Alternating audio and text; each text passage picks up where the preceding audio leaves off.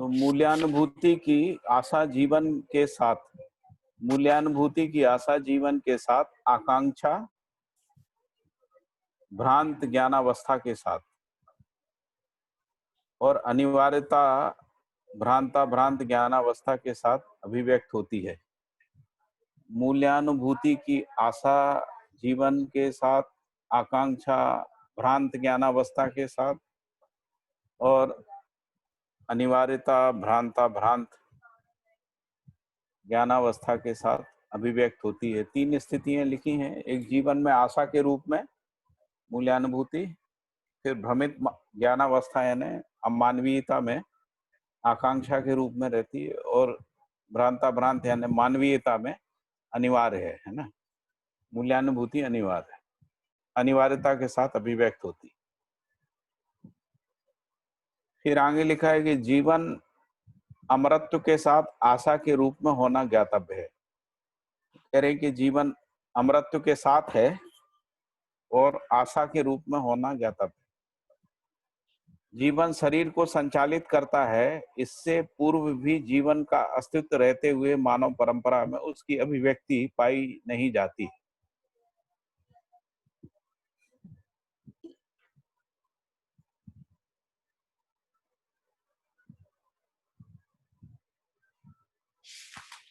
जीवन शरीर को संचालित करता है, इससे पूर्वी जीवन अस्तित्व में रहते हुए मानव परंपरा में उसकी अभिव्यक्ति नहीं पाई जाती।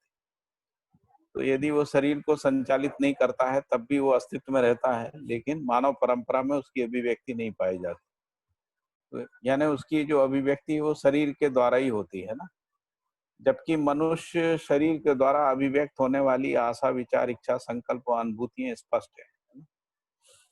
रासायनिक एवं भौतिक सीमा में मानव की पहचान नहीं हुई है। मानव का पहचान केवल भौतिक रासायनिक सीमा में नहीं है। गठन पूर्णता पूर्वक संवेदनशीलता आशा, आकांक्षा, आवश्यकता, अनिवार्यता के रूप में प्रकट होती है। तो गठन पूर्णता पूर्वक संवेदनशीलता आशा, आकांक्षा, अपन ने जो ऊपर पढ़ा आकांक्षा, और आवश्यकता, अनिवार्यता के रूप में प्रकट होती है। फिर ये कहा कि यह जीवावस्था के अनंतर ही प्रत्यक्ष हुआ। चैतन्य जीवन का मूल तत्व संवेदनशीलता और जागृति पूर्वक संज्ञानशीलता है। तो जो जीवन है वो दो रूप में ही अभिव्यक्त होता है, एक संवेदनशीलता के रूप में, एक संज्ञानशीलता के रूप में, है ना। चैतन्य जीवन का मूल तत्व संवेदनशीलता और जागृति पूर्वक संज्ञानशीलता है। यही जागृति क्रम में पाई जाने वाली वास्तविकता है। स्थिति में पाई जाने वाली विशेषता सहित अस्तित्व ही वास्तविकता है। स्थिति में पाई जाने वाली विशेषता सहित अस्तित्व ही वास्तविकता है। विशेषताएं अपेक्षाकृत गण्य हैं, जो अवस्था चतुष्टय में द्रष्टव्य हैं। तो यहाँ इस पैराग्राफ में मूल्यानुभूति को बताया कि मूल्यानुभूति की आशा जीवन में रहती है। भ्रमित मानव में जो है वो आकांक्षा के रूप में रहती है, और मानव में यानी जिसको भ्रांत ज्ञानावस्था का मानव कह रहे हैं, उसमें आवश्यकता, अनिवार्यता के रूप में रहती है। फिर दूसरी बात इसमें बोली कि जीवन अमृत के साथ आशा के रूप में होना पाया जाता है। तीसरी बात बोली कि वो शरीर का संचालन करता है। फिर चौथी बात इसमें आई है कि मनुष्य शरीर के मतलब वो जीवन जो है शरीर के बिना मानव परंपरा में अभिव्यक्त नहीं होता है, जबकि मनुष्य शरीर के द्वारा आशा, विचार, इच्छा, संकल्प, अनुभूतियां जो हैं वो अभिव्यक्त होती हैं स्पष्टतः। फिर अगली बात ये बताई गई कि रासायनिक भौतिक सीमा में मानव का पहचान नहीं हो पाता है। गठन पूर्णता पूर्वक संवेदनशीलता आशा, आकांक्षा, आवश्यकता के रूप में प्रत्यक्ष होता है। यह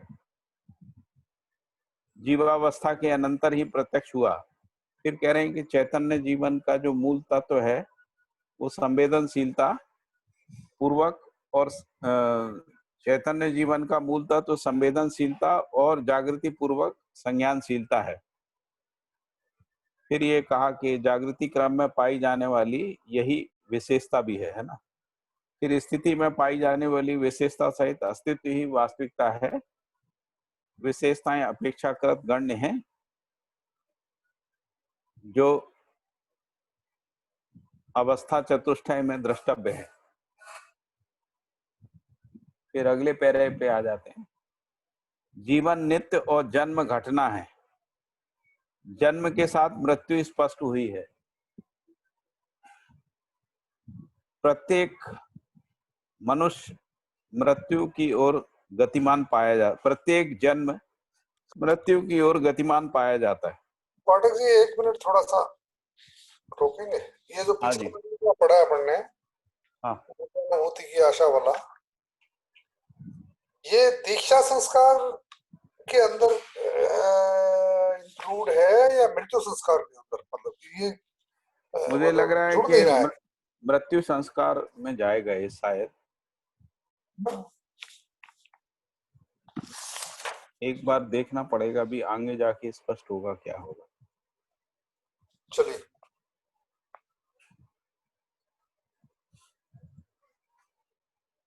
दीक्षा संस्कार तो लगभग पूरा हो गया था मुझे लगता है।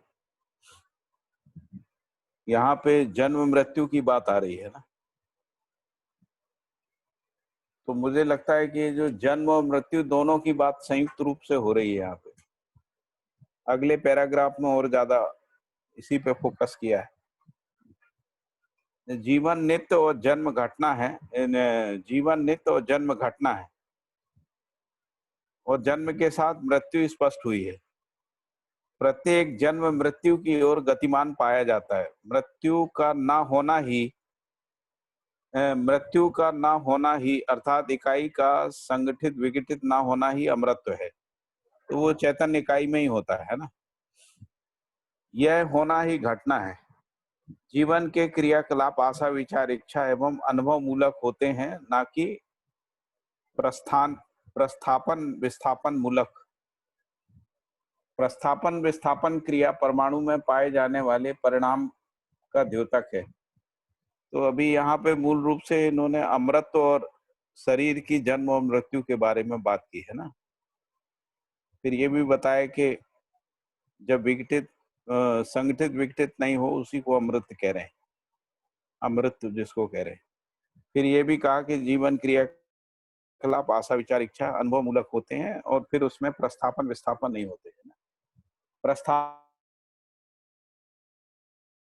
पाए जाने वाले परिणाम की द्योतक है, जबकि आशा विचार इच्छा संकल्प अनुभवापेक्षित अथवा अनुभव मूलक क्रियाकलाप परिवर्तन परिमार्जन या पूर्णता की निरंतरता की अभिव्यक्ति है।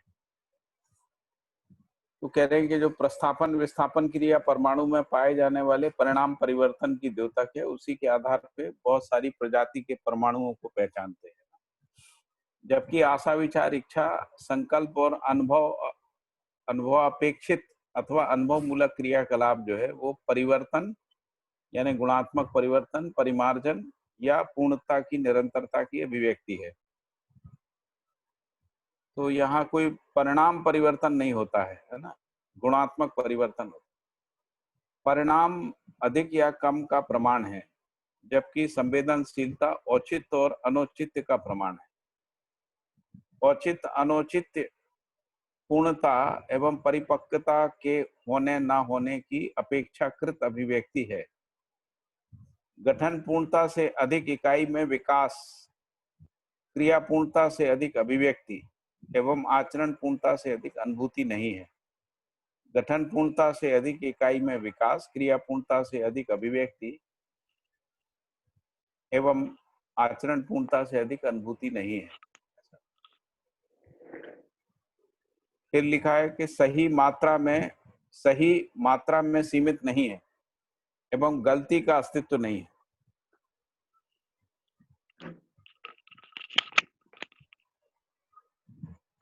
फिर लिखा है, नीचे स्पष्ट किया है कि न्याय स्वयं में मात्रा नहीं है और अन्याय की स्वीकृति नहीं है, इसीलिए अन्याय का अस्तित्व नहीं है, और न्याय जो है वो मात्रा में सीमित नहीं। यही सत्यता चैतन्य क्रिया को क्रिया पूर्णता और आचरण पूर्णता से संपन्न होने के लिए बाध्य करती है। यह पूर्णतया संवेदनशीलता में होने वाले परिवर्तन परिमार्जन क्रिया है। जीवन के क्रियाकलाप को चैतन्य इकाई धारित करती है, जो कालत्रय, क्रियात्रय, निर्णय एवं प्रमाणत्रय पूर्वक सिद्ध होता है। कालत्रय, क्रियात्रय, प्रमाणत्रय पूर्वक सिद्ध होता है। कालत्रय तो पता ही है ना, वर्तमान, भूत, भविष्य।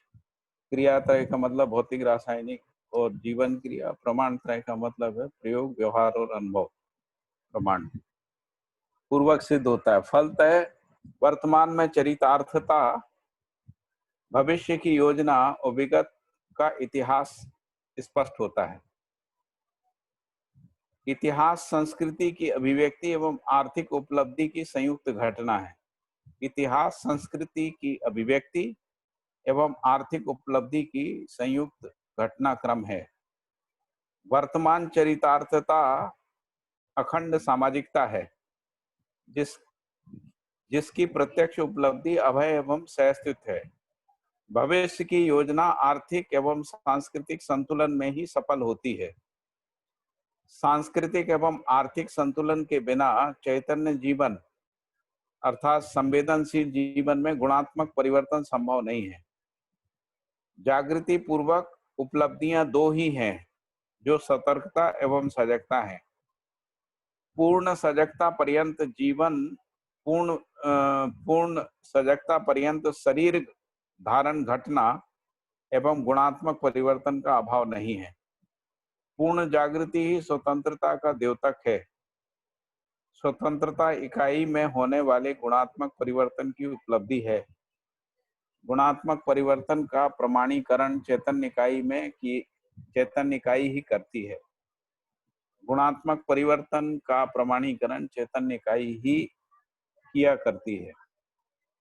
प्रमाण स्वयं में अनुभूति है। अनुभूति क्षमता, संवेदनशीलता बस चैतन्य क्रिया में होने वाली उपलब्धि है। मानवीयता पूर्वक प्रमाणित होता है। मनुष्य में न्यायप्रदायी क्षमता सहज प्रमाण एवं उसकी अक्षुण्णता ही गुणात्मक परिवर्तन है। यही अनुभव क्षमता का भी प्रमाण है। सुसंस्कार पूत होने अर्थात मानवीयता पूर्ण जीवन की स्थापना में सांस्कृतिक पराभव का अभाव होता है। मनुष्य में न्यायप्रदायी क्षमता सहज प्रमाण एवं उसकी अक्षुण्णता ही गुणात्मक परिवर्तन है। यही अनुभव क्षमता का भी प्रमाण है। सुसंस्कार पूत होने अर्थात मानवीयता पूर्ण जीवन की स्थापना में सांस्कृतिक पराभव का अभाव होता है। आवश्यकता से अधिक उत्पादन पूर्वक की गई कालक्षेप प्रक्रिया ही आर्थिक पराभव आवश्यकता से अधिक उत्पादन पूर्वक की गई कालक्षेप प्रक्रिया ही आर्थिक पराभव दूर होता है से आर्थिक पराभव दूर होता है। आर्थिक पराभव तब तक भावी है जब तक अपव्यय एवं असुरक्षात्मक स्थिति बनी रहती है। आर्थिक पराभव तब तक भावी है जब तक अपव्यय एवं असुरक्षात्मक स्थिति बनी रहती है। इसी सुस्पष्ट कारणवश विजय को पाने के लिए पुनः प्रयासोदय होता ही रहता है, जो नियति क्रम है। नियति क्रमानुसंगी ना हो ऐसा कोई अस्तित्व प्रकृति की सीमा में नहीं है। नियति क्रमानुसंगी ना हो ऐसा कोई अस्तित्व प्रकृति की सीमा में नहीं है। इसी तथ्य के अनुसंगिक जन्म घटना के लिए चैतन्य क्रिया का बाध्य होना पाया जाता है। शरीर संचालन क्रिया के साथ शरीर त्यागने का कारण समाया रहता है। शरीर के माध्यम से जो गुणात्मक परिवर्तन होते हैं वह संवेदनशीलता व संज्ञानशीलता का ही स्वत्व है।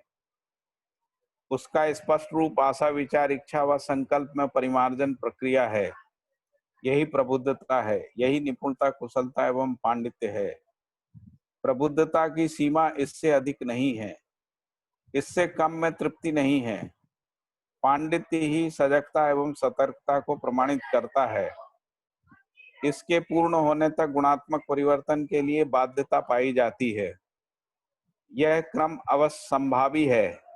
शरीर त्यागने के समय में जो सेवाएं आवश्यक हैं उसे स्वयं से संपन्न करने में असमर्थता पाई जाती है।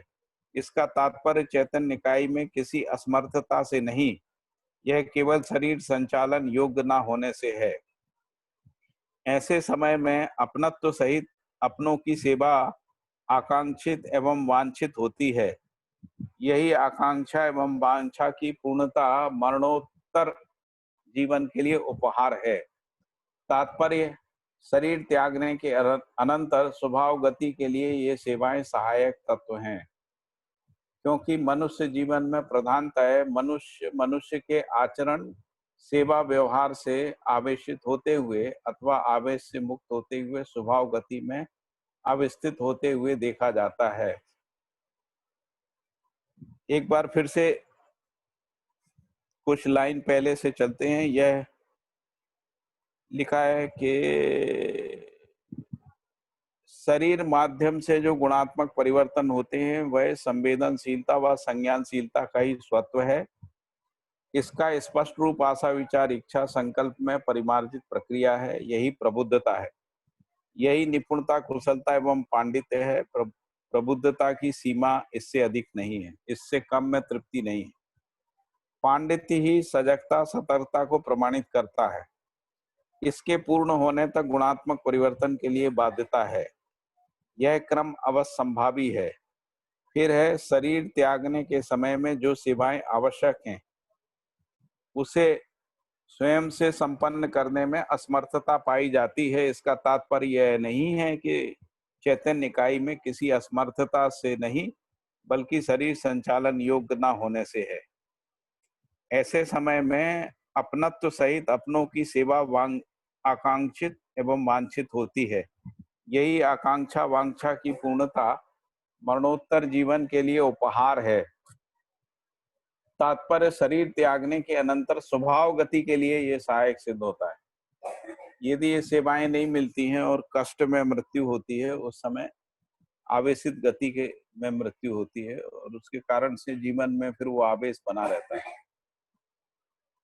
तो इसीलिए यदि किसी की मृत्यु तृप्ति पूर्वक होती है तो उसमें स्वभाव गति के लिए उसमें ये सहायक तत्व रहता है। इसीलिए मनुष्य जीवन में प्रधानतः मनुष्य के आचरण सेवा एवं व्यवहार से आवेशित होते हुए तथा आवेश से मुक्त होकर स्वभाव गति में अवस्थित होते हुए देखा जाता है। इस सत्यता से यह स्पष्ट हो जाता है कि अजागृति में मनुष्य ही मनुष्य की आवेशित गति एवं स्वभाव गति का प्रमुख कारण है। यही सत्यता स्थापित मूल्यों की अनुभूति शिष्ट मूल्यों की अभिव्यक्ति के लिए बाध्यता है। यही उदय है। मनुष्य ही अपनत्व तादात्म्य एवं तन्मयता पूर्वक अनन्यता पूर्ण शिष्टता को व्यक्त करता है। मनुष्य ही मनुष्य के साथ, है ना, मनुष्य ही अपनत्व तादात्मता एवं तन्मयता पूर्वक अनन्यता पूर्ण शिष्टता को अभिव्यक्त करता है।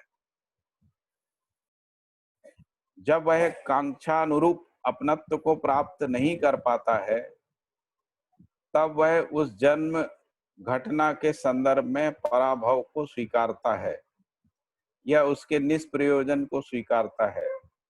शरीर त्यागने के समय में जो अवधारणाएं स्वीकृत होती हैं, वही पुनः जन्म लेने तक स्थायी भूत रहती हैं। यही संस्कार एवं संस्कार की स्तुति है। इसमें लिखा है कि मनुष्य ही अपनत्व तादात्म्य एवं तन्मयता पूर्वक अनन्यता पूर्वक शिष्टता को अभिव्यक्त करता है। जब वह कांक्षा अनुरूप, जो भी उसकी कांक्षा है, कांक्षा के अनुरूप अपनत्व को प्राप्त नहीं कर पाता, तब वह उस जन्म घटना के संदर्भ में पराभव को स्वीकारता है या उसके निष्प्रयोजन को स्वीकारता है। शरीर त्यागने के समय में जो अवधारणाएं स्वीकृत होती हैं, वही पुनः जन्म लेने तक स्थायी भूत रहती हैं। यही संस्कार एवं संस्कार के लिए स्तुति है। साधन के बिना इकाई में परिवर्तन या गुणात्मक परिवर्तन सिद्ध नहीं होता है। चैतन्य इकाई के लिए शरीर ही सर्वप्रथम साधन है। यही वरीय साधन भी है। इसी से उपसाधन निर्मित होते हैं। यह आकांक्षा द्वय के रूप में स्पष्ट है। इस प्रकार पूर्णता पर्यंत साधनों से संपन्न होना तथा इसके सदुपयोग से सफलता एवं दुरुपयोग से असफलता की स्वीकार्यता का होना स्पष्ट है। चैतन्य इकाई के लिए शरीर ही सर्वप्रथम साधन है, यही वरीय साधन भी है।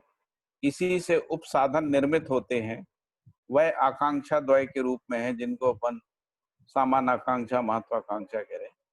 इस प्रकार पूर्णता पर्यंत साधनों से संपन्न होना या उसके दुरुपयोग से सफलता, सदुपयोग से सफलता एवं दुरुपयोग से असफलता की स्वीकार्यता का होना स्पष्ट होता है। यही अवधारणा है। यह अवधारणा ही संस्कार के रूप में प्रभावी होती है। ऐसे संस्कारदायी प्रक्रिया में वातावरण एवं अध्ययन ही साधन समुच्चय है।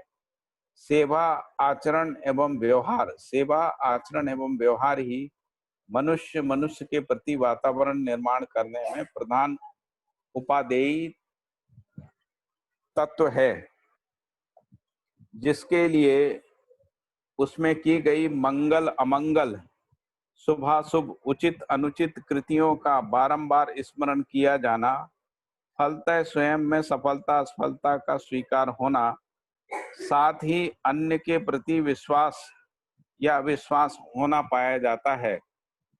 विश्वास परंपरा ही सांस्कृतिक परंपरा का प्राण त्राण तत्व है। यही मनुष्य में गुणात्मक परिवर्तन के लिए आधारभूत तथ्य है। विश्वास परंपरा ही सांस्कृतिक परंपरा का प्राण त्राण तत्व है। यही मनुष्य में गुणात्मक परिवर्तन के लिए आधारभूत तथ्य है। विश्वास केवल मनुष्य की परस्परता में निर्वाह होने वाला तथ्य है। विश्वास ही जीवन के अमरत्व को स्पष्ट करता है। नवधा, नवधा यानी नौ, स्थापित मूल्यों का निर्वाह ही जन्म घटना के अनंतर स्वर्गीयता तथा मृत्यु घटना के अनंतर सुसंस्कार का स्थापना क्रम है। स्थापित मूल्यों का निर्वाह ही जन्म घटना के अनंतर स्वर्गीयता तथा मृत्यु घटना के अनंतर सुसंस्कार का स्थापना क्रम है। प्रत्येक मरणासन्न व्यक्ति की जीवन सफलता में विश्वास को स्थापित करना ही मरणोत्तर जीवन के लिए उत्तम संस्कार है। प्रत्येक मरणासन्न व्यक्ति की जीवन सफलता में विश्वास को स्थापित करना ही मरणोत्तर जीवन के लिए उत्तम संस्कार है। शरीर कष्ट के अपरिहार्थ, शरीर कष्ट के परिहारार्थ, शरीर कष्ट के परिहारार्थ यानी उसके दूर करने के लिए है ना, समुचित चिकित्सा एवं सेवा समर्पण, वैचारिक समस्या परिहार योग्य व्यवहार एवं आचरण पूर्ण वातावरण से मरणोत्तर जीवन के लिए उत्तम संस्कार की स्थापना होती है। शरीर कष्ट के परिहारार्थ समुचित चिकित्सा एवं सेवा अर्पण, वैचारिक समस्या परिहारार्थ योग्य व्यवहार एवं आचरण पूर्ण वातावरण से मरणोत्तर जीवन के लिए यानी जो शरीर त्यागने वाला जीवन है उसको मरणोत्तर जीवन के लिए उत्तम संस्कार की स्थापना होती है। आत्मा के अमरत्व एवं जीवन के नश्वरत्व संबंधी संबोधन प्रबोधन प्रक्रिया से मरणोत्तर जीवन में उत्तम संस्कार की स्थापना होती है। मरणासन्न व्यक्ति में अपनत्व के प्रति विश्वास को स्थापित करने तथा अनिवार्य सेवाओं से संपन्न करने से वेदना विहीन मृत्यु घटना भावी है। फलतः मरणोत्तर जीवन में भी उत्तम संस्कार की स्थापना होती है। वेदना विहीन मृत्यु घटना में मानवीयतापूर्ण वातावरण अनिवार्य है। वेदना विहीन मृत्यु घटना में मानवीयतापूर्ण वातावरण अनिवार्य है, जो मरणासन्न व्यक्ति की तृप्ति का कारण है। वेदना विहीन मृत्यु घटना के सहायक क्रियाकलाप ही मृत्यु संस्कार में गण्य है। वेदना विहीन मृत्यु घटना के सहायक क्रियाकलाप ही मृत्यु संस्कार में गण्य है। शैशवावस्था में जिस प्रकार प्यार, स्नेह, पूर्ण सेवा, शुश्रूषा अनिवार्य है, उसी प्रकार मरणासन्न अवस्था में भी अनिवार्य है। यही मरणोत्तर जीवन में उत्तम संस्कार को स्थापित करता है। शरीर त्यागने के अनंतर उनके जीवन की चरितार्थता, गौरव एवं सम्मानात्मक घटना, व्यक्तित्व, चारित्र्य, स्मरण एवं सद्गुणों का वर्णन किया जाना मरणोत्तर जीवन में सुसंस्कारों का कारण होता है। शरीर त्यागने के अनंतर उसके जीवन की चरितार्थता, गौरव, सम्मानात्मक घटना, व्यक्तित्व, चारित्र्य, स्मरण एवं सद्गुणों का वर्णन किया जाना मरणोत्तर जीवन में सुसंस्कारों का कारण होता है। साथ ही उनके अभ्युदय की कामना भी उनके सुसंस्कारों में सहायक सिद्ध होती है, क्योंकि प्रत्येक इकाई के द्वारा की गई शुभ कामना का प्रसारण होता है। प्रत्येक प्रसारण ग्रहण के लिए उपलब्धि है। मरणोत्तर स्थिति में भी ग्रहण क्षमता रहती है। साधन विहीनता भी प्रसारण क्रिया का अभाव होता है। साधन विहीनता बस भी प्रसारण क्रिया का अभाव होता है। एक बार इस लास्ट के पेज को एक बार फिर से पढ़ दे रहा हूं, 163 को।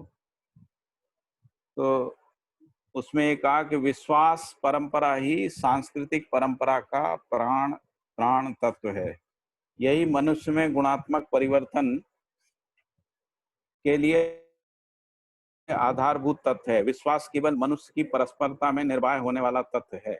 विश्वास ही जीवन के अमृत को स्पष्ट करता है। नवोधा स्थापित मूल्यों का निर्वाह ही जन्म घटना के अनंतर स्वर्गीयता तथा मृत्यु घटना के अनंतर सुसंस्कार का स्थापना क्रम है। प्रत्येक मरणासन्न व्यक्ति की जीवन सफलता में विश्वास को स्थापित करना ही मरणोत्तर जीवन के लिए उत्तम संस्कार है। शरीर कष्ट के परिहारार्थ समुचित चिकित्सा सेवा, समर्पण, वैचारिक समस्या परिहारार्थ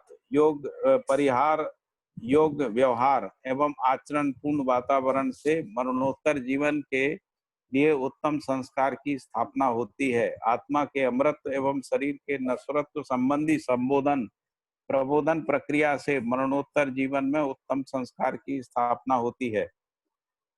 मरणासन्न व्यक्ति में अपनत्व के प्रति विश्वास को स्थापित करने तथा अनिवार्य सेवाओं से संपन्न करने से वेदना विहीन मृत्यु घटना भावी है। फलतः मरणोत्तर जीवन में उत्तम संस्कार की स्थापना होती है। वेदना विहीन मृत्यु घटना में मानवीयता पूर्ण वातावरण अनिवार्य है, जो मरणासन्न व्यक्ति की तृप्ति का कारण होता है। वेदना विहीन मृत्यु घटना के सहायक क्रियाकलाप ही मृत्यु संस्कार में गण्य है। शैशवावस्था में जिस प्रकार प्यार एवं स्नेह पूर्ण सेवा शुश्रूषा अनिवार्य है, उसी प्रकार मरणासन्न अवस्था में भी अनिवार्य है। यही मरणोत्तर जीवन में उत्तम संस्कार को स्थापित करता है। शरीर त्यागने के अनंतर उसके जीवन की चरितार्थता, गौरव एवं सम्मानात्मक घटना, व्यक्तित्व, चारित्र्य एवं स्मरण एवं सद्गुणों का वर्णन किया जाना मरणोत्तर जीवन में सुसंस्कारों का कारण है। साथ ही उनके अभ्युदय की कामना भी उनके सुसंस्कारों में सहायक सिद्ध होती है, क्योंकि प्रत्येक इकाई के द्वारा की गई शुभ कामना का प्रसारण होता है। प्रत्येक प्रसारण ग्रहण के लिए उपलब्धि है। मरणोत्तर जीवन में भी ग्रहण क्षमता रहती है। साधन विहीनता बस भी प्रसारण क्रिया का अभाव होता है। ठीक है, इसमें कुछ चर्चा करना है भैया? इसमें कुछ बात भैया करना है? ये लास्ट लाइन में साधन विहीनता वश भी नहीं आएगा मेरे ख्याल से। साधन विहीनता वश प्रसारण क्रिया का अभाव होता है। हाँ, भी लगाने से उस पर जोर दे रहे हैं भी। अच्छा, लेकिन नहीं भी हो तो भी चलेगा। साधन विहीनता बस प्रसारण क्रिया का। तो भी का मतलब जैसे शरीर नहीं है उस स्थिति में भी प्रसारण क्रिया होती नहीं नहीं नहीं होती है ना, है, मरण होती है ना। तो प्रसारण क्रिया का अभाव होता है, हाँ, अभाव होता है, सॉरी, ग्रहण क्षमता रहती है ग्रहण लेकिन ग्रहण क्षमता रहती है, प्रसारण नहीं होता है। वो प्रसारण क्रिया का अभाव होता है, इसलिए बीच बोल में रही हूँ। पहले भी बोला है ना कि जो शरीर के साथ ही अभिव्यक्ति होती है सर। हम लोगों ने ऊपर पढ़ा था ना कि हाँ शरीर हाँ, के नहीं साथ नहीं ही भैया, वो तो अभिव्यक्ति। समझ में आ रहा है, लेकिन ये जो भी आता है तो उससे थोड़ा सेंटेंस चेंज होता है ऐसा लगता है मुझे, इसलिए बोल रही हूँ।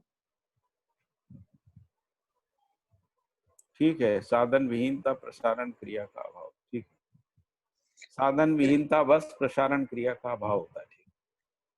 साधन विहीनता से मतलब शरीर विहीनता की बात कर रहे हैं आप, है ना, क्योंकि हाँ भैया शरीर ही साधन है ना। हाँ बेटा भैया पानी। ये जो दिव्यात्मा और जो देवात्मा, जागृत मानव जो शरीर विहीन स्थिति में भी प्रेरणा देते हैं, वो भी एक प्रकार का प्रसारण ही हुआ ना।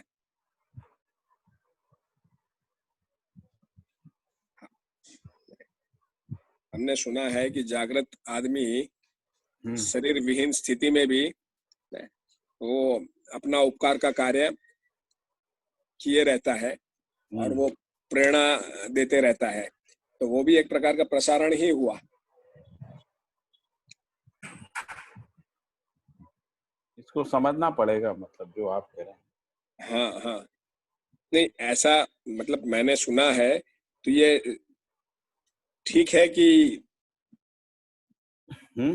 ऐसा कुछ है कि दिव्यात्मा या जागृत मानव, है ना, आचरण पूर्ण ये मानव। हो सकता है कि जो दिव्य आत्माएं हैं, हाँ हाँ, है ना, या वो जो शरीर विहीन स्थिति में वो कर प्रेरित सकते किए हैं, रहती है। लेकिन हाँ बाकी नहीं कर पाते होंगे, ऐसा हो। हाँ हाँ हाँ, मतलब जिसको तो मतलब यहाँ जो अभी बताया कि साधन विहीन स्थिति में प्रसारण नहीं, अब प्रसारण का अभाव रहता है, वो जीव चेतना में जी रहे मानव के अर्थ में पता नहीं, अभी अपन कह नहीं सकते, लेकिन ऐसा सुनने में आया है कि जो दिव्य मानव होते हैं उनमें रहता है, हाँ वो प्रेरित किए वो रहते हैं। प्रसारण की क्षमता रहती है, नहीं रहती, लेकिन प्रेरणा का रहता है। मतलब वो जो कुछ भी प्रेरणा देते हैं वो देखिए, हम तक पहुंचता है, उसका मतलब कि जो है मतलब प्रसारण जिस वो। तरीके से देखिए, जो भाषा हाँ का भैया, प्रसारण होता है ना, हाँ जी, भाषा का, व्यवहार का जो प्रसारण होता है, उस तरीके से प्रसारण नहीं होता है, प्रेरणा हाँ हो सकती है। ठीक बात है। मतलब उन्होंने प्रेरित किया और हम तक प्रेरणा हम प्रेरित हो गए, तो हाँ, मतलब मतलब उन्होंने किसी, जो व्यक्ति प्रेरणा ग्रहण करने की क्षमता से, क्षमता। पात्रता हाँ से संपन्न है, हाँ, उसी में हो सकता है ना। लेकिन ये तो दूसरा मुद्दा हो लेकिन गया, यदि लेकिन वो मान लीजिए प्रसाद। प्रेरणा ग्रहण करने का क्षमता नहीं है, तब दिव्य मानव भी प्रसारित नहीं कर सकता। यदि कर सकता होता तो कर देता, वो पूरी बिल्कुल मानव जाति को कर देता।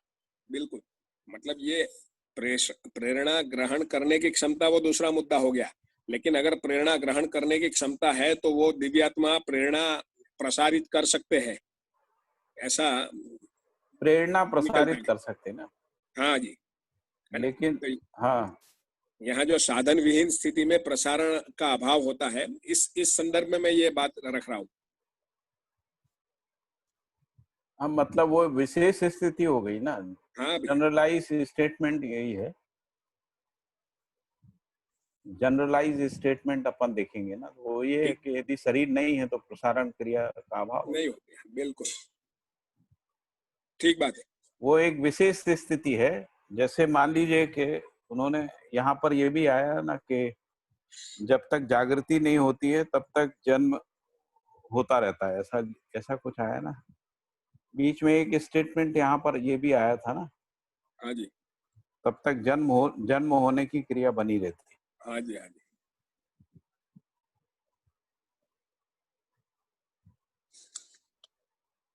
तो वो जो है ना, जो दिव्य मानव है या जो दिव्य आत्माएं हैं, हाँ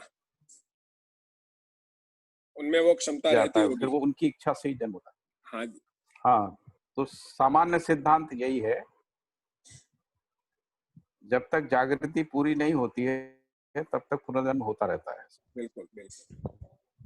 लेकिन विशेष स्थिति में जो जो जो आचरण पूर्ण जीवन है या जो दिव्य मानव है, दिव्य आत्माएं हैं, उनके पास वो अधिकार रहता है, उनके पास अधिकार है कि वो शरीर ले शरीर सकते हैं, शरीर नहीं हाँ, ले। शरीर हाँ। नहीं ले सकते। अपनी, हाँ भैया, मैंने सुना है अपनी इच्छा अनुसार वो स्मृति रखते हुए जी साधन यानी शरीर धारण करते हैं, पूर्ण जागृति यानी प्रचलित परंपरा दिव्य में मन। उसको अवतार धारण करने का कह रहे हैं ना, अवतारी पुरुष, हाँ हाँ जैसे ये राम अवतार, कृष्ण अवतार। हाँ हाँ। ये 160 नंबर पेज पे जो नीचे से चौथी लाइन है उसमें लिखा है, पूर्ण सजगता पर्यंत शरीर धारण घटना एवं गुणात्मक परिवर्तन का अभाव नहीं है। यानी शरीर धारण घटना बनी ही रहती है ना, इस रूप में आया है। इसमें जो मैं कह रहा था, जब तक पूर्ण सजगता नहीं हो जाती है जीवन में, तब तक पूर्ण सजगता पर्यंत यानी जागृति पूर्णता पर्यंत है ना, शरीर धारण घटना एवं गुणात्मक परिवर्तन का अभाव नहीं है ना। यानी शरीर धारण घटना है ना, पुनर्जन्म लेना। पूर्ण जैसे पूर्ण जागृति हो गई यानी क्रिया पूर्णता हो गई है, उसके बाद फिर जो अभी आप कह रहे थे ना कि अधिकार हो जाता है, इच्छा पूर्वक जो है वो शरीर लेना या नहीं लेना, है ना, वो तय कर सकते हैं। तो अच्छा वैसे ही जो जिसको अपन कहें कि विशेष स्थिति में प्रसारण क्रिया प्रेरणा के रूप में हो सकती है, लेकिन वो भी उस पर निर्भर करेगा कि कोई प्रेरणा को ग्रहण करने की पात्रता से संपन्न हो, नहीं तो नहीं होगा। ठीक बात है। लेकिन जो मरणोत्तर स्थिति में जो जीवन होते हैं उनमें ग्रहण क्षमता रहती, तो इसीलिए हम लोग अपने बुजुर्गों को जो करते हैं ना, याद करते हैं, और उनके लिए कुछ अपने हिंदू ट्रेडिशन में यह है ना कि पितरों का जो है स्मरण करते हैं, क्योंकि वो ग्रहण कर सकते हैं भाव को इस अर्थ में।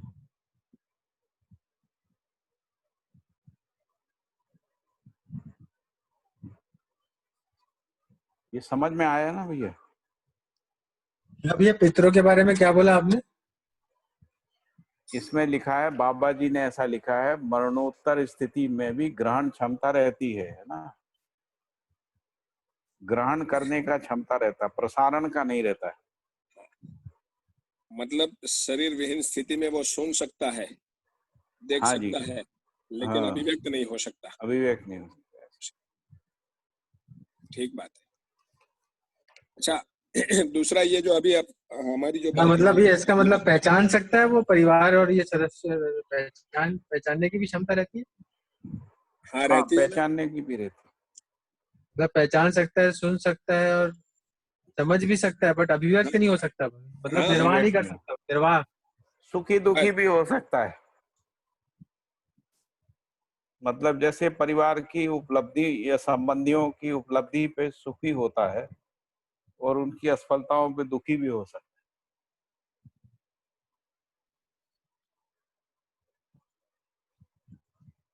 तो भैया अपनी जो बात हो रही थी कि ग्रहण क्षमता, अगर दिव्यात्मा विशेष परिस्थिति में प्रसारण कर सकते होंगे, लेकिन ग्रहण करने की क्षमता भी होनी चाहिए। तो ये इंट्यूशन जो होते हैं, है ना, कभी कभार आदमी बोलते हैं मुझे इंट्यूशन हुआ, मुझे लगता है वो वही चीज होगी।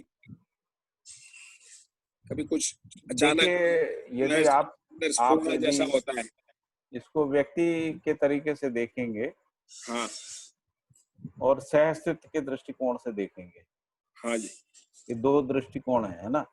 एक है कि हम व्यक्ति के नजरिए से देखते हैं, तो हम कहते हैं हमको इंट्यूशन हो गया, हमारे अंदर इंट्यूशन पावर आ गया ऐसा। और दूसरा है, यदि आप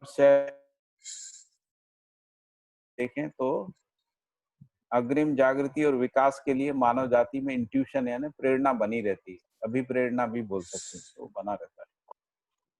और जागृति क्रम या विकास क्रम के अनुरूप जो है ना घटनाएं घटती रहती हैं,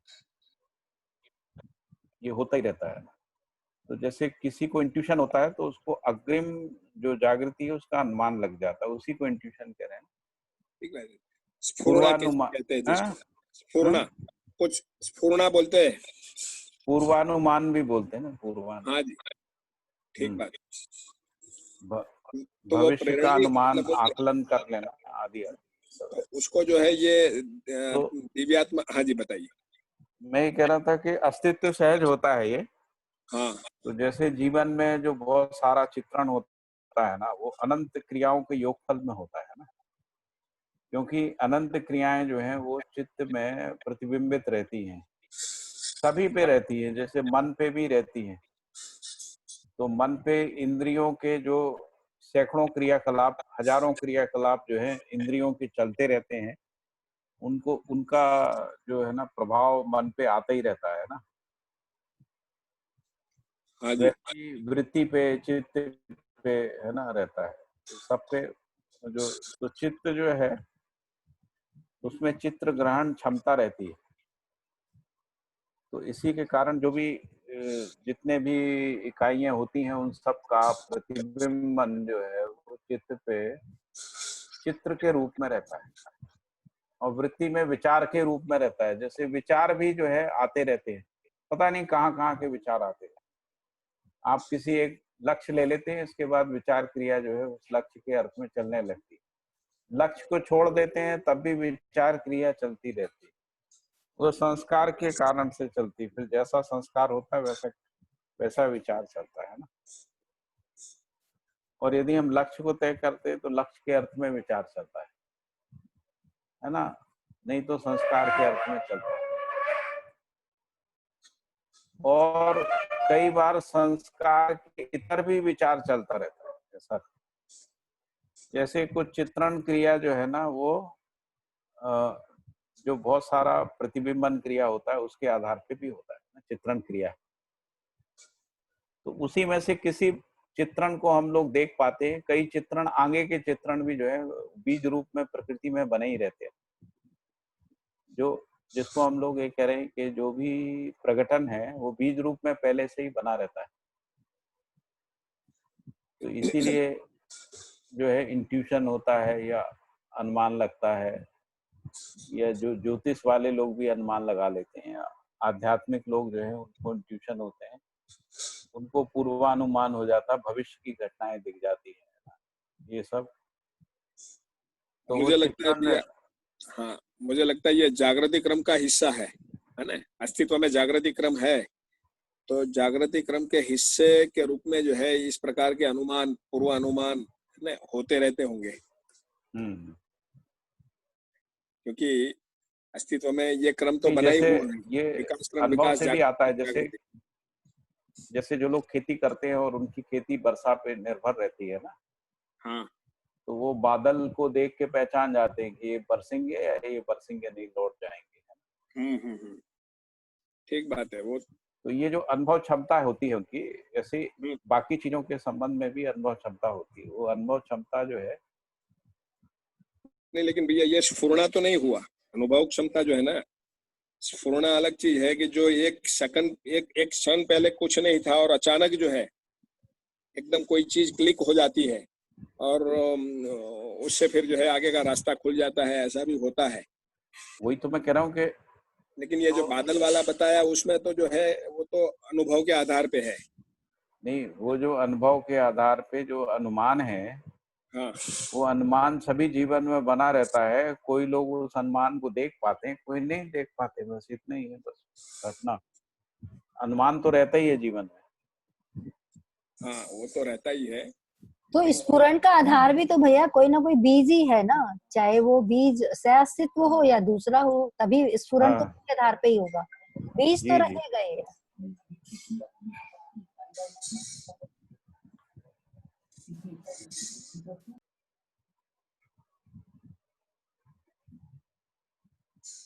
ठीक है, और कोई मुद्दा बताइए, कुछ और स्पष्टीकरण देना हो तो कोई दे सकते हैं। आप स्फुरण के लिए संस्कार को बीज माना जा सकता है भैया? हैं? संस्कार ही स्फुरण के लिए जवाबदेही है ना, विचार के लिए। संस्कारी है ना, मूल रूप से संस्कारी है। हाँ, संस्कार विहीन तो कोई होता नहीं ना। होता नहीं। हाँ, तो विचार संस्कार ही चित्रण का आधार है, संस्कार ही विचार का आधार है, संस्कार हाँ ही आचरण का आधार है ना। तो सबके मूल में संस्कार ही है। जी तो भैया। यदि वो संस्कार जीव चेतना का है तो फिर विचार तो क्रिया फिर सब हम कुछ आशा विचार अपने वैसे ही विचारों होगा। को देखें, अपने विचारों का अवलोकन करें, हाँ। तब जाके पता चलता है। तो मन में एक वृत्ति मैंने ऐसे ऐसी। कई लोग देखे हैं जिनको भविष्य की घटनाएं जो हैं वो दिख जाती हैं। ऐसे लोगों को मैंने देखा है। हाँ जी, मैंने भी और देखा है भैया। छोटी थोड़ी ना थोड़ी मात्रा में सभी के अंदर रहती है। मतलब हम में से शायद जितने लोग यहाँ सुन रहे हैं, सबके साथ कभी ना कभी कोई ना कोई घटना बनती है जिसे जिसमें उनको पूर्व अनुमान लग जाता है कि ऐसा होगा जो और जो वैसा हो जाता है ना। तो योगेश भैया ने बताया, क्लिक होने के बाद कही ना।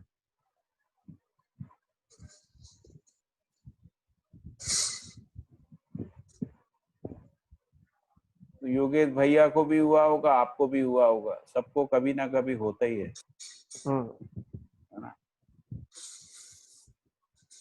पाठक जी, ये जो एक इसमें लिखा हुआ है ना, आवश्यकता से अधिक उत्पादन पूर्वक की गई कालापेक्ष प्रक्रिया, ये क्या चीज होती है? क्या चीज होती है? मतलब काल की अपेक्षा में आवश्यकता जो से अधिक वर्तमान उत्पादन पूर्वक वर्तमान में की कितना गई। और भविष्य में कितना है उसके अंदर। Okay okay. फिर इससे 4-5 लाइन आगे छोड़ के लिखा है, जी। शरीर संचालन क्रिया के साथ ही शरीर त्यागने का कारण समाया रहता है। हाँ हाँ हाँ। क्या मतलब इसका?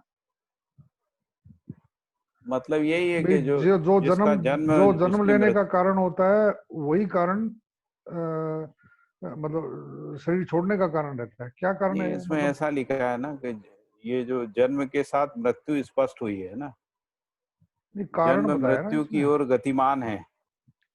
मृत्यु का ना होना ही अर्थात है नहीं, इसमें कहीं ना मृत्यु का कहीं ये लग कारण रहा है बोल रहे हैं भाई, क्या? दोनों का कारण एक ही है। किसका? शरीर धारण करना और शरीर को त्यागना। हाँ,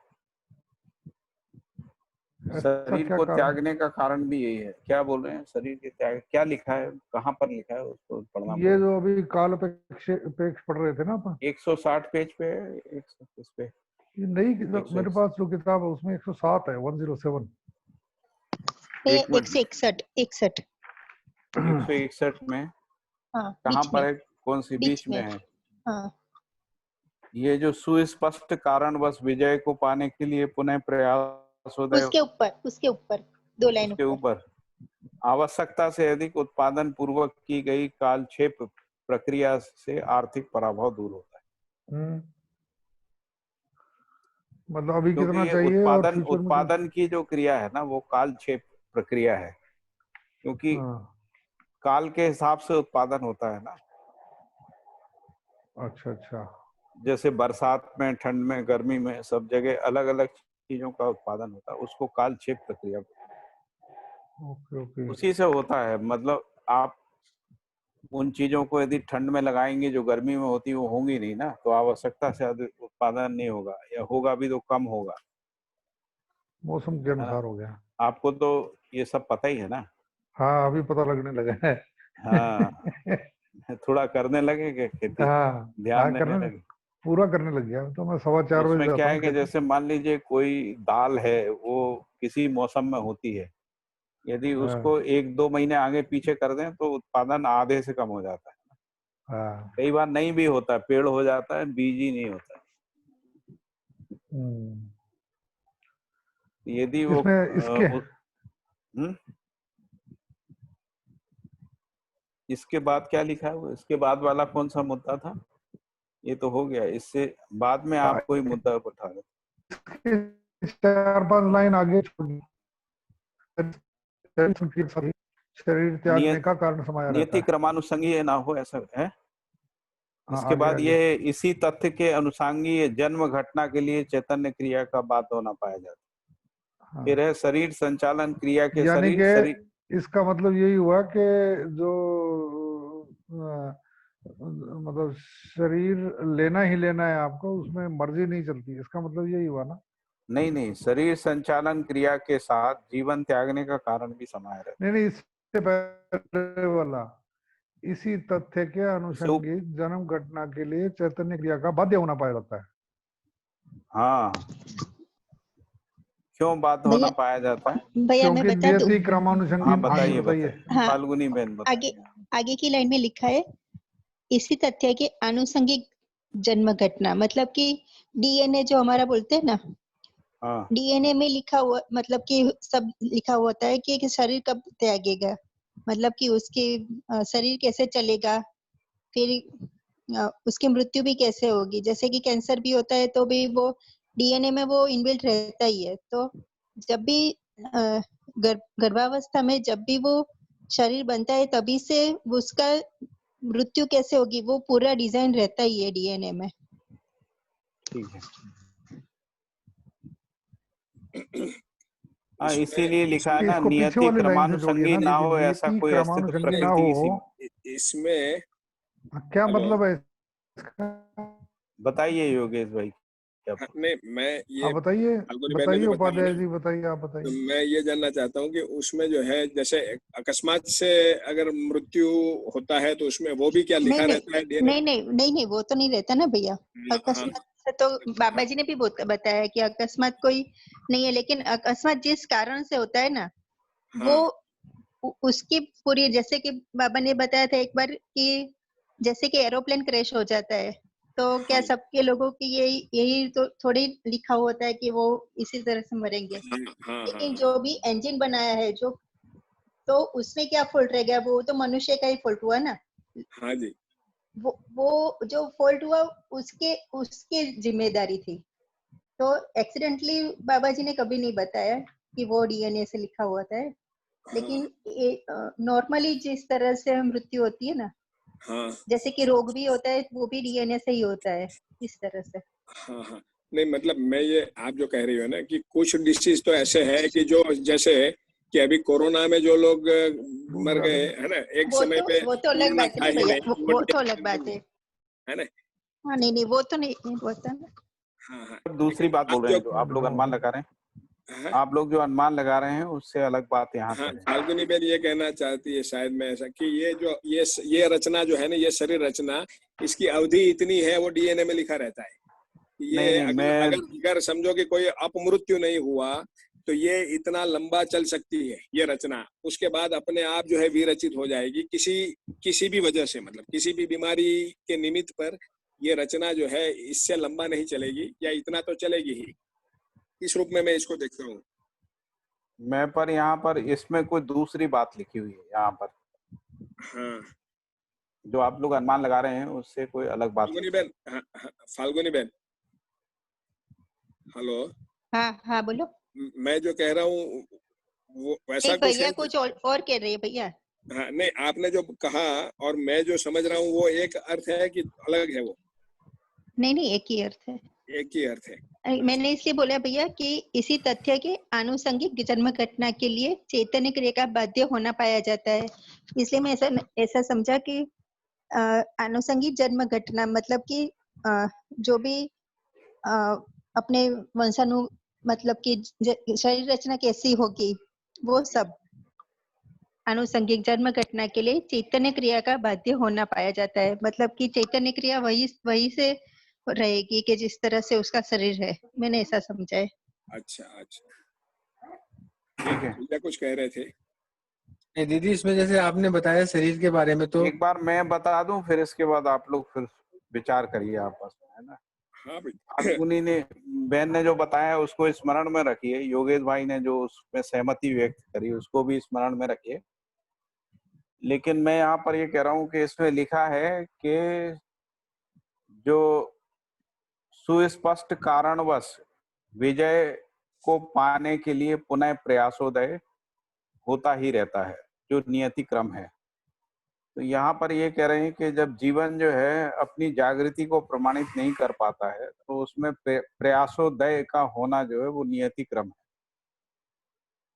फिर लिखा है कि नियति क्रमानुसंगी ये ना हो ऐसा कोई अस्तित्व प्रकृति की सीमा में नहीं है। तो ये जो नियति क्रमानुसंगी यानी जो है पुनः प्रयासोदय, कब तक पुनः प्रयासोदय? जब तक जागृति को प्रमाणित नहीं कर लेते। तो इसी तत्ववश अनुसांगिक जन्म घटना के लिए चैतन्य क्रिया का बाध्य होना। तो जो शरीर का जन्म घटना है उसके लिए चैतन्य क्रिया जो है पुनः शरीर को ग्रहणी इसीलिए करती है क्योंकि वो विजय पाना चाहती है ना, विजय पाना चाहती है ना, अपने जागृति को प्रमाणित करना चाहती है या जागृत होना चाहती है, वो सत्य है। फिर कह रहे हैं कि शरीर संचालन क्रिया के साथ ही शरीर त्यागने का कारण भी समाया रहता है। तो शरीर संचालन भी जीवन इसीलिए करता है और शरीर को त्यागता भी इसी कारण से है क्योंकि जब उसको लगता है कि अब इस शरीर से हम जागृति को प्रमाणित नहीं कर पाएंगे, है ना।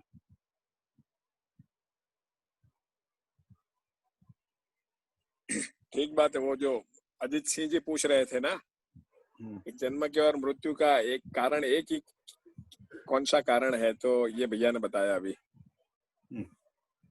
अजित सिंह जी। नहीं भैया, ये तो अभी जीवन के बारे में, अब ये पाठक भैया ने जीवन के बारे में बताया। मैंने एक नई बात इसमें आप लोगों के सामने रखी, जैसा इसमें लिखा हुआ है उससे इंगित हो रहा है। और एक आपको भी ऐसा इंगित हो रहा था कि बाबा जी कुछ ऐसा कह रहे हैं फाल्गुनी बहन के। ये दोनों में तुलना करके देखिए कि ये जो सेंटेंस है क्या कह रहे हैं। ये जो फाल्गुनी एक बार इनको जो फिर बोल से रही पढ़ है रहा तो हूँ। शरीर के बारे में बोल रही है ना भैया। हाँ वो ठीक है ना, परंतु जो शरीर के बारे में कह रही हैं, लेकिन वो ऊपर क्या लिखा है, इसी सुस्पष्ट कारणवश विजय को पाने के लिए पुनः प्रयासोदय होता है। ये मानव परंपरा में अपन देखते ही है ना, जो नियति क्रम है यही नियति क्रम है, ठीक है। मानव जब भी असफल होता है तो पुनः सफलता के लिए प्रयास करता है ना। फिर है नियति क्रमानुसंगी ना हो ऐसा कोई अस्तित्व प्रकृति की सीमा में नहीं है। तो कह रहे हैं कि इसी जैसे मान लीजिए अपन विकास की क्रिया को समझे, तो जिसको अपन कह रहे हैं पदार्थावस्था, प्राणावस्था, जीवावस्था, ज्ञानावस्था, इस तरीके से समझे, या तो उसमें क्या होता है, बहुत सारे जो भी क्रियाकलाप होते हैं नियति क्रम में, तो उसमें वो विकास का प्रवृत्ति बना रहता है। इसीलिए बार बार रासायनिक क्रियाएं में घटित होती रहती है। इसी को अपन प्रयासोदय के रूप में मानव परंपरा में देख सकते हैं ना। तो मानव जब भी असफल होता है, जैसे हम लोग अपने जीवन में बार बार असफल होते हैं, फिर से प्रयास करते हैं ना, इसको बाबा जी कह रहे हैं कि ये नियति क्रम है। फिर कह रहे हैं नियति क्रमानुसंगी ना हो ऐसा कोई अस्तित्व प्रकृति की सीमा में नहीं। तो इसी तथ्यवश, यानी ये जो नियति क्रम है या नियति क्रमानुसंगी ये जो बात है, इसी तथ्यवश अनुसांगिक जन्म घटना के लिए चैतन्य क्रिया का बाध्य होना। तो चैतन्य क्रिया जन्म घटना, अनुसांगिक जन्म घटना के लिए चैतन्य क्रिया का बाध्य होना पाया जाता है ना। इसलिए क्योंकि वो पुनः प्रयास करके अपने जागृति को प्रमाणित करना चाहता है या अपने होने को प्रमाणित करना चाहता है, या वो जिसको अपन कह रहे हैं कि सजगता को प्राप्त करना। फिर लिखा है कि शरीर संचालन क्रिया के साथ शरीर त्यागने का कारण समाया रहता है। तो शरीर संचालन का क्रिया किस लिए है, तो जागृति को प्रमाणित करने के लिए शरीर संचालन का क्रिया जीवन के द्वारा होता है। तो शरीर त्यागने का कारण भी इसी में समाया हुआ है कि जब वो ये जीवन ये पाता है कि अब शरीर संचालन के योग नहीं है, उस स्थिति में शरीर को छोड़ देता है। मुझे ऐसा अर्थ जो है इसमें भास रहा है, आप लोग बताइए। हाँ भैया ठीक है आपका। योगेश भाई? मुझे बिल्कुल ठीक बताया आपने जी। मुझे भी वही लग रहा है, लग नहीं मतलब वही दिख रहा है। ठीक है संदीप भाई? जी भैया बिल्कुल, क्योंकि जीवन ही शरीर को सेलेक्ट करता है शरीर चलाने के लिए, और छोड़ने का निर्णय भी उसी के साथ। ठीक है अजीत भाई? दिनेश हाँ जी जी, हो ठीक गया लग रहा है? हो गया ठीक है हो ना? गया, क्लियर हो गया जी। हाँ भैया मेरे को तो दिनेश, क्लियर है भैया, आपने जो बोला बिल्कुल क्लियर हो गया। लेकिन जो दीदी ने वो डीएनए वाली बात कही कि डीएनए में हाँ पूरा का पूरा एक स्टार्ट और फिनिश कोडेड रहता है, हाँ वो थोड़ा समझ में नहीं आया। क्योंकि वो ऐसे कैसे, क्योंकि एक वनस्पति के रूप में प्राणावस्था को देखा जाता है, ऐसा जरूरी नहीं है कि उसमें भी नियति क्रम रहता है ना भैया, नियति रहता है। जैसे जो भी जिसको अपन कहें बीज में वृक्ष समाये रहता ना, तो वृक्ष की मृत्यु भी समाई रहती है। जी जी जी जैसे उद्भव समाया रहता है, विभव समाया रहता है, वैसे मृत्यु भी समाई रहती है। उसी तरीके से जो शरीर का उद्भव है, विभव है और प्रलय है, तीनों स्थिति है ना, यानी मृत्यु है जिसको अपन कह रहे हैं। तो कोई भी चीज का उद्भव होता है, कुछ समय विभव रहता है, फिर मृत्यु रहती है, तो वो मृत्यु उसमें समाई रहती है।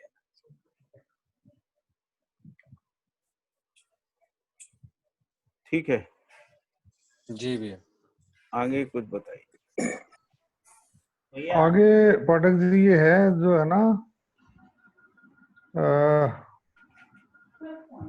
जब वह कांक्षानुरूप अपनत्व को प्राप्त नहीं कर पाता, तब वह उस घटना के संदर्भ में पराभव को स्वीकारता है हाँ या उसके निष्प्रयोजन को स्वीकारता है। हाँ, मतलब जब वो मूल्यानुभूति में तृप्त नहीं हो पाता अपनत्व के रूप में, या जिसको अनन्यता के रूप में, तीन चीजें लिखी थी ना, क्या क्या लिखा है? अपनत्व, तादात्म्य और तन्मयता।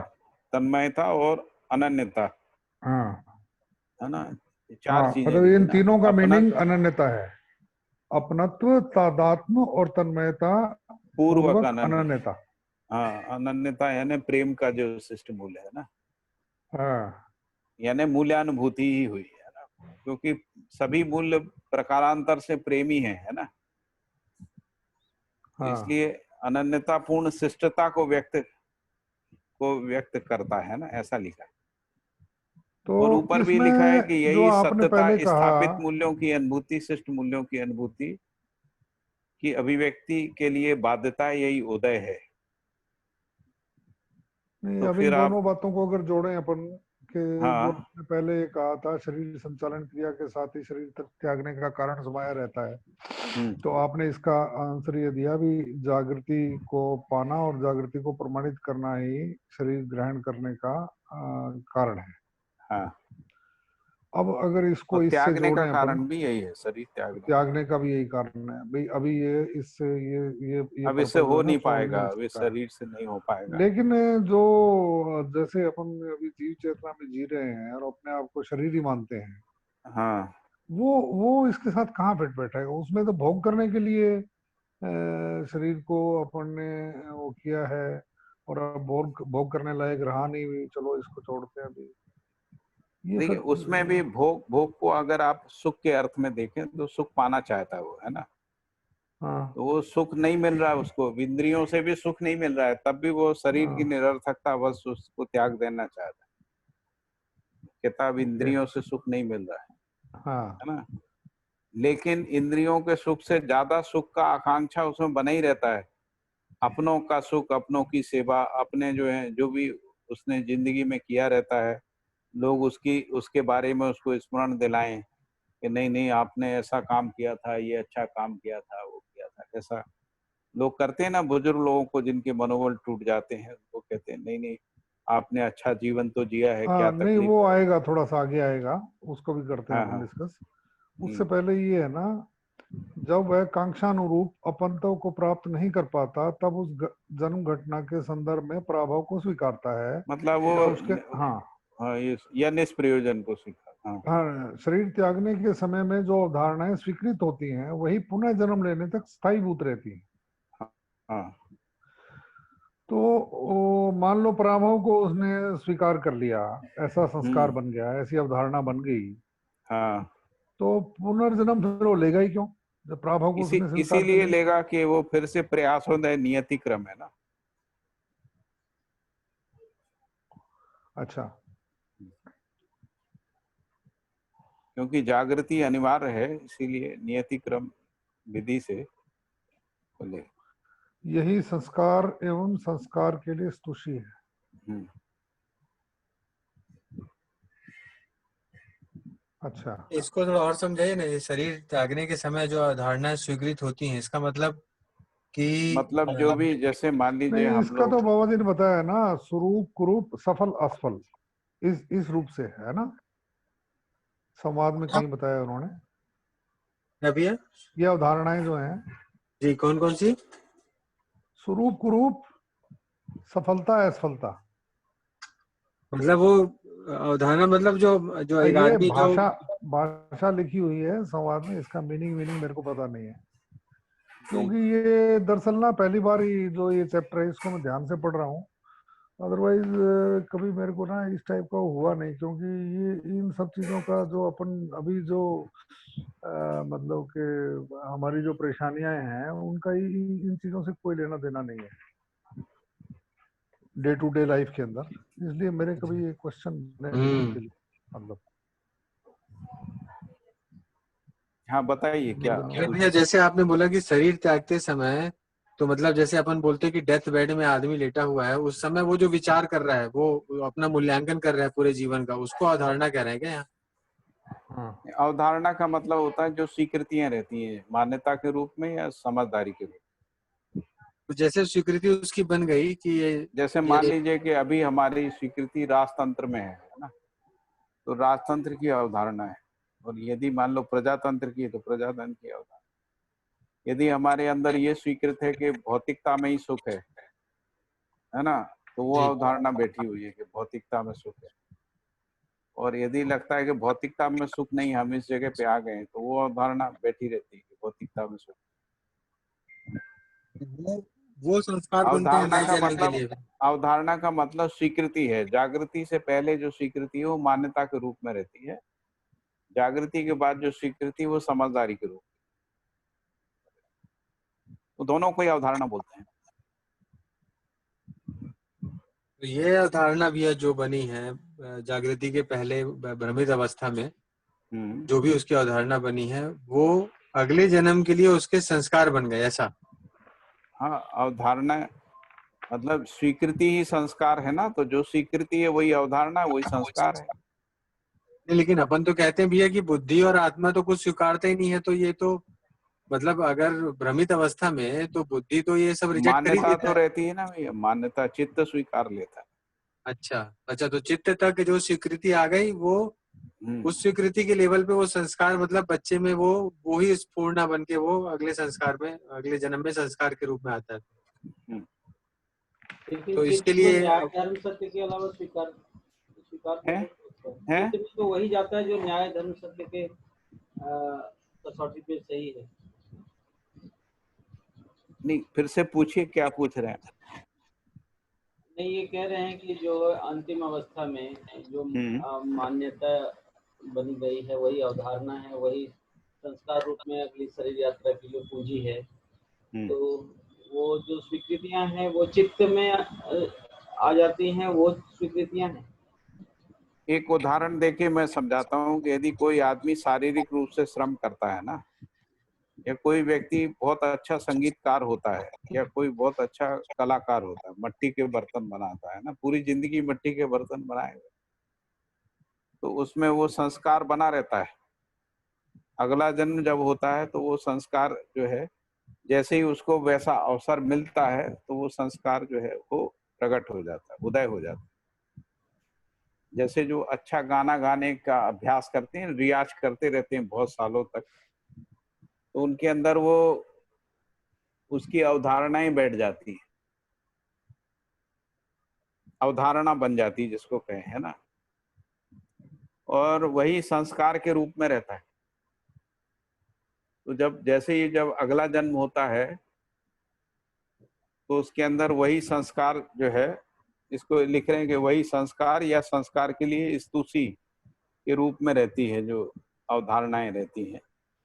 तो जैसे ही उसको अवसर मिलता है तो संस्कार की जो स्तुति है ना, यानी उसका उदय हो जाता है, ऐसा यह स्फुरण हो जाता है। तो ये स्वीकृतियां भैया, जैसे बोध तक पहुंची नहीं है भ्रम अवस्था में, जैसा दिनेश भाई ने कहा। हाँ, तो ये स्वीकृतियां जीवन के किस क्रिया से संचालित होकर संस्कार रूप में आगे नई शैली यात्रा में तक पहुंचती है? ये चित्त तक। चित्त में जो सही है वही समाता है ना भैया, मतलब अभी तक जो सूचना मिली है कि चित्त में सही स्वीकार, चित्त में मान्यताएं रहती ना, भ्रमित। अच्छा, चित्त में मान्यता है, भ्रमित चित्त जो है, तो उसको चित्रण कहेंगे, चित्त कैसे कहेंगे? चित्त में ही तो चित्रण होता है। चित्त में चित्रण और चिंतन दोनों चिंतन, क्रिया को मिला अच्छा, मैं चित्त को चिंतन समझ रहा हूँ। ठीक है, ठीक है। यहाँ तो अवधारणा की बात की है ना। हाँ जी। हाँ, तो अवधारणा मतलब तो जो है बुद्धि में जो बोध होता है उसी की बात है। नहीं भैया, वो नहीं है यहाँ पे। जैसे उस अर्थ में नहीं है। नहीं, अभी हम लोगों ने जब हम ये पढ़ रहे थे ना शासन तंत्र को, हाँ, तब यहाँ ये कहा ना कि गणतंत्र की अवधारणा रहती है या उसकी अवधारणा रहती है, ऐसा शब्दों का प्रयोग हुआ ना। अच्छा। जैसे मान लीजिए अभी एक हमारा भारतीय संविधान है ना, तो ये एक अवधारणा है।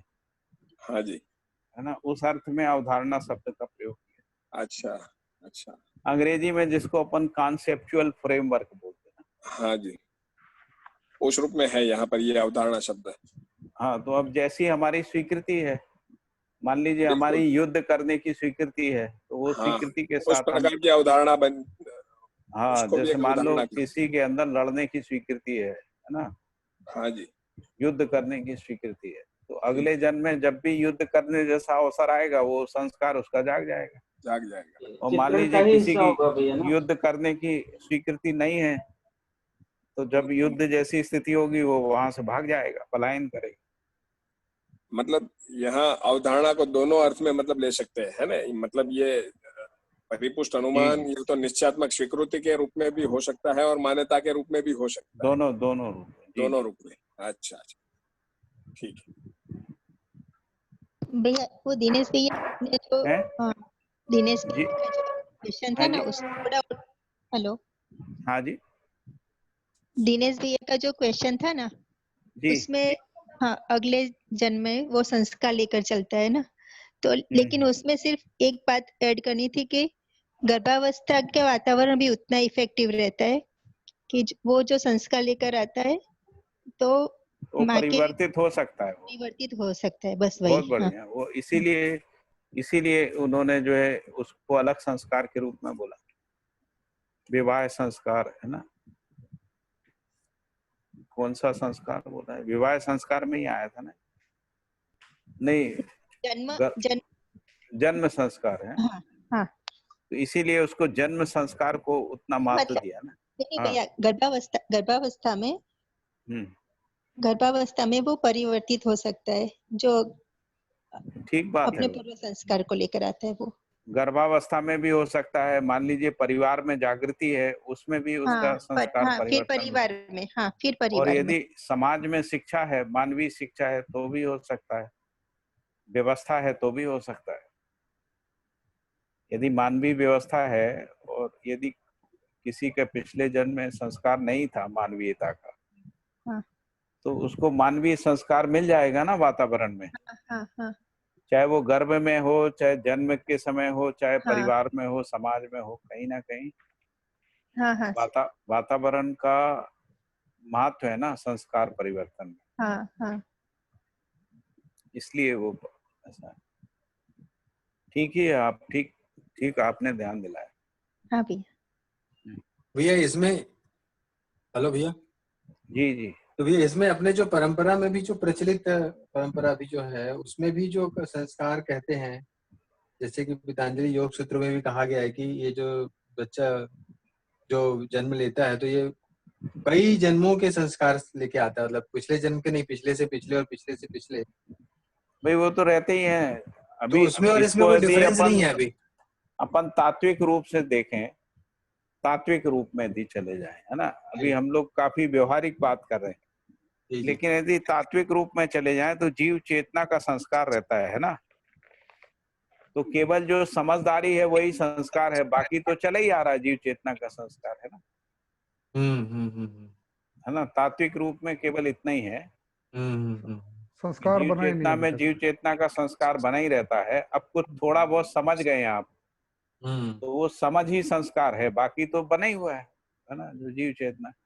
तो उसी तरीके से जागृत मानव परंपरा का जो संस्कार है वो बना ही रहेगा।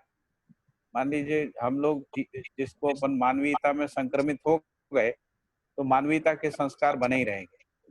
अब क्या होगा, तो केवल आगे परिमार्जन होगा, है ना, जिसको मानवीयता से देव मानवीयता या दिव्य मानवीयता कह रहे हैं, केवल इतना ही होगा। और इतना कैसे होगा, तो शिक्षा और दीक्षा पूर्वक होगा। शिक्षा, दीक्षा, वातावरण, है ना, शिक्षा व्यवस्था, इन सबके योग फल में हो। वो जागृति का प्रस्ताव अगर परंपरा में आएगा तब होगा, उसका मतलब तब होगा वही। हाँ, वो इसीलिए शिक्षा व्यवस्था। इसीलिए भैया एक शब्द सुसंस्कार का प्रयोग किया गया है। संस्कार पीछे से आ रहे हैं और सुसंस्कार जुड़ते जा रहे हैं। हाँ जी। तो उसमें कोई प्रश्न है या स्पष्ट है वो आपको? नहीं भैया, उसमें एक्चुअली प्रश्न ये है मेरा, जैसे मैंने जो पहले जो चीज पढ़ी थी अपना योग से रिलेटेड, तो उसमें यही कहा गया था कि ये जन्मों जन्मों के जो संस्कार हैं, जो बेसिकली अपने बहुत सारे विचार, अपन एक चीज चलती है कि मन में बात करते ही रहते हैं अपन, कुछ ना कुछ दिमाग में चलती रहता है, बात चलती रहती है। तो वो ये कहते हैं कि ये जो संस्कार होते हैं ये बेसिकली अभिव्यक्त होना चाहते हैं, जो कि, और ये इसलिए इतना मन में विचार का अंधाधुंध आना जाना लगा ही रहता है। मतलब ऐसे ऐसे विचार भी आते हैं जो आपने कभी सोचा भी नहीं, देखा भी नहीं, सुना भी नहीं, संस्कार वश आते हैं। वो संस्कार वश ही आते हैं ना, इसमें भी यही कह रहे हैं। संस्कार विचार जो है ना, संस्कार वश और वातावरण वश आते हैं, शिक्षा वश भी आते हैं। हाँ हाँ हाँ हाँ। लेकिन दर्शन की मान भाषा लो में अगर मैं बात करें केमिस्ट्री अपन, पढ़ता हूँ, मैं केमिस्ट्री पढ़ता हूँ ना, तो केमिस्ट्री के विचार चलते हैं। और जैसे अभी अपने यहाँ प्रजातंत्र है ना, राजनीति है, तो जो वातावरण होता है ना, उससे भी हमारा विचार चलता है। और संस्कार बस भी चलता है। मान लीजिए जीव चेतना का संस्कार है, तो जीव चेतना का विचार चलता रहता है। तो 3 कारण उसमें है। विचार के मतलब मूल में 3 मूल कारण है ना। एक संस्कार है, दूसरा शिक्षा है, तीसरा वातावरण। वातावरण, शिक्षा भी वातावरण ही है, जिसको अपन कहें शिक्षा भी वातावरण है, और व्यवस्था भी वातावरण। जैसे कम्युनिस्ट स्टेट में जो है कम्युनिस्ट का विचार आएगा ना, क्योंकि वहाँ वातावरण व्यवस्था वैसी है। और जो व्यक्ति फिजिक्स पढ़ता है उसको फिजिक्स का विचार आएगा, जो केमिस्ट्री पढ़ता है केमिस्ट्री का, साहित्य पढ़ता है उसको साहित्य का विचार आएगा। लेकिन उसमें मूल जो संस्कार है वो साहित्य में भी वही देखेगा। मान लो जीव चेतना का संस्कार है, तो वो साहित्य तो करेगा, लेकिन उसमें भी वो जीव चेतना ही अभिव्यक्त होगी, ऐसा। तो इसमें पाठक जी जैसे केमिस्ट्री तो पढ़ेगा, लेकिन जीव ऐन्द्रियकता, श्रृंगारिकता को पूरा करने के अर्थ में केमिस्ट्री को समझने की कोशिश करेगा। तो मूल रूप से संस्कार तो वही है जिसको अपन अमानवीय संस्कार, मानवीय, देव मानवीय और दिव्य मानवीय संस्कार कह रहे हैं। मूल संस्कार तो वही है जी।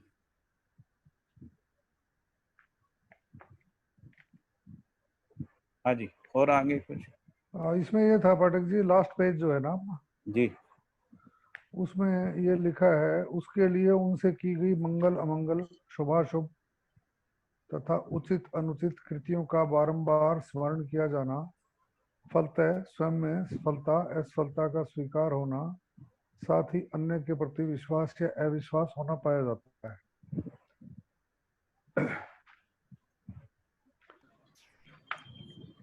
ये मरणासन जो मानव है उसके कॉन्टेक्स्ट में बात कर रहे हैं। तो क्या कह रहे हैं, मतलब ऐसा कोई आदमी है तो उससे मंगल अमंगल शुभ अशुभ की चर्चा की जाए उन लोगों के साथ बैठ के, क्या मतलब करते ही है ना। तो अमंगल की करने से कैसे फायदा होगा इसका? अच्छा, ये स्वभाव गति में यहाँ पर आप पढ़ो।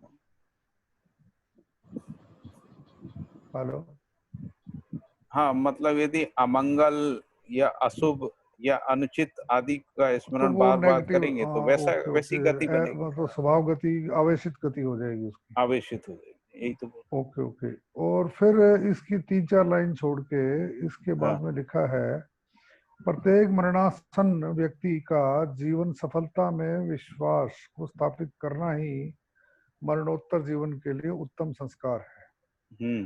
तो ये कैसे मतलब विश्वास को स्थापित करेंगे? जीवन सफलता में विश्वास को स्थापित करना, ओके। उसके बाद ये आ गया वैचारिक समस्या परिहार। ये एक दूसरी चीज है। शरीर कष्ट के परिहारार्थ, ये तो ठीक हो गया भी, उसका जो है ना सेवा सावा ठीक करनी चाहिए। वैचारिक आगे समस्या ठीक, के परिहार। हाँ। वैचारिक समस्या परिहार, ये उस समय वैचारिक समस्या का परिहार आप कैसे, तो इसका मतलब यही है कि उनमें जो है दीनता आ जाती है, हीनता आ जाती है, निराशा आ जाती है ना, ये सब वैचारिक प्रवृत्तियों में आ जाता है। तो इसका परिहार क्या है फिर? उसका परिहार उनके साथ अच्छा व्यवहार करना। अच्छा भैया, सफलता को कैसे देखेंगे? इसमें सफलता कहाँ पर आया? जीवन में सफलता, जीवन सफलता में विश्वास को स्थापित करना। सफलता का मतलब है कि जब जीवन को ये लगता है कि वो जो करना चाहता था वो कर पाया। यदि जो करना चाहता था वो नहीं कर पाया, जिस ध्येय और लक्ष्य को लेके चला था, यदि वो ध्येय और लक्ष्य सफल हो गया तो उसको सफलता लगती है, नहीं तो असफलता लगती है। और यदि नियति क्रमानुसंगी विधि से देखें तो यदि मानवीयता में संक्रमित हो गया तो सफल है, नहीं तो असफल। इसमें ये फिर आगे ये लिखा हुआ है ना, थोड़ी बोल्ड की हुई है, जीवन में अमरत्व और शरीर के नश्वरत्व। हाँ। तो ये प्रस्ताव मिलने के बाद की बात होगी। नहीं, ये तो पहले भी है ना हमारे यहाँ, जो है ना ये गीता में लिखा हुआ है, आत्मा का अमरत्व शरीर का नश्वरत्व, ऐसा लिखा हुआ है। जीवन का अमरत्व नहीं लिखा हुआ ना उसमें? इसमें आत्मा का अमरत्व ही लिखा है ना यहाँ पे, इस जगह पे। यहाँ जीवन का अमरत्व लिखा है हमारे वाली किताब, लेकिन पुरानी वाली किताब में आत्मा का अमृत लिखा है। अच्छा, व्यवहार के नियम संबंधी, वहाँ जीवन का पता नहीं है, लेकिन जीवन के रूप में आत्मा की बात है ना। जो गीता में आत्मा का बात है, और भी विभिन्न प्रकार के जो दूसरे मत हैं उनमें भी आत्मा की बात है ना।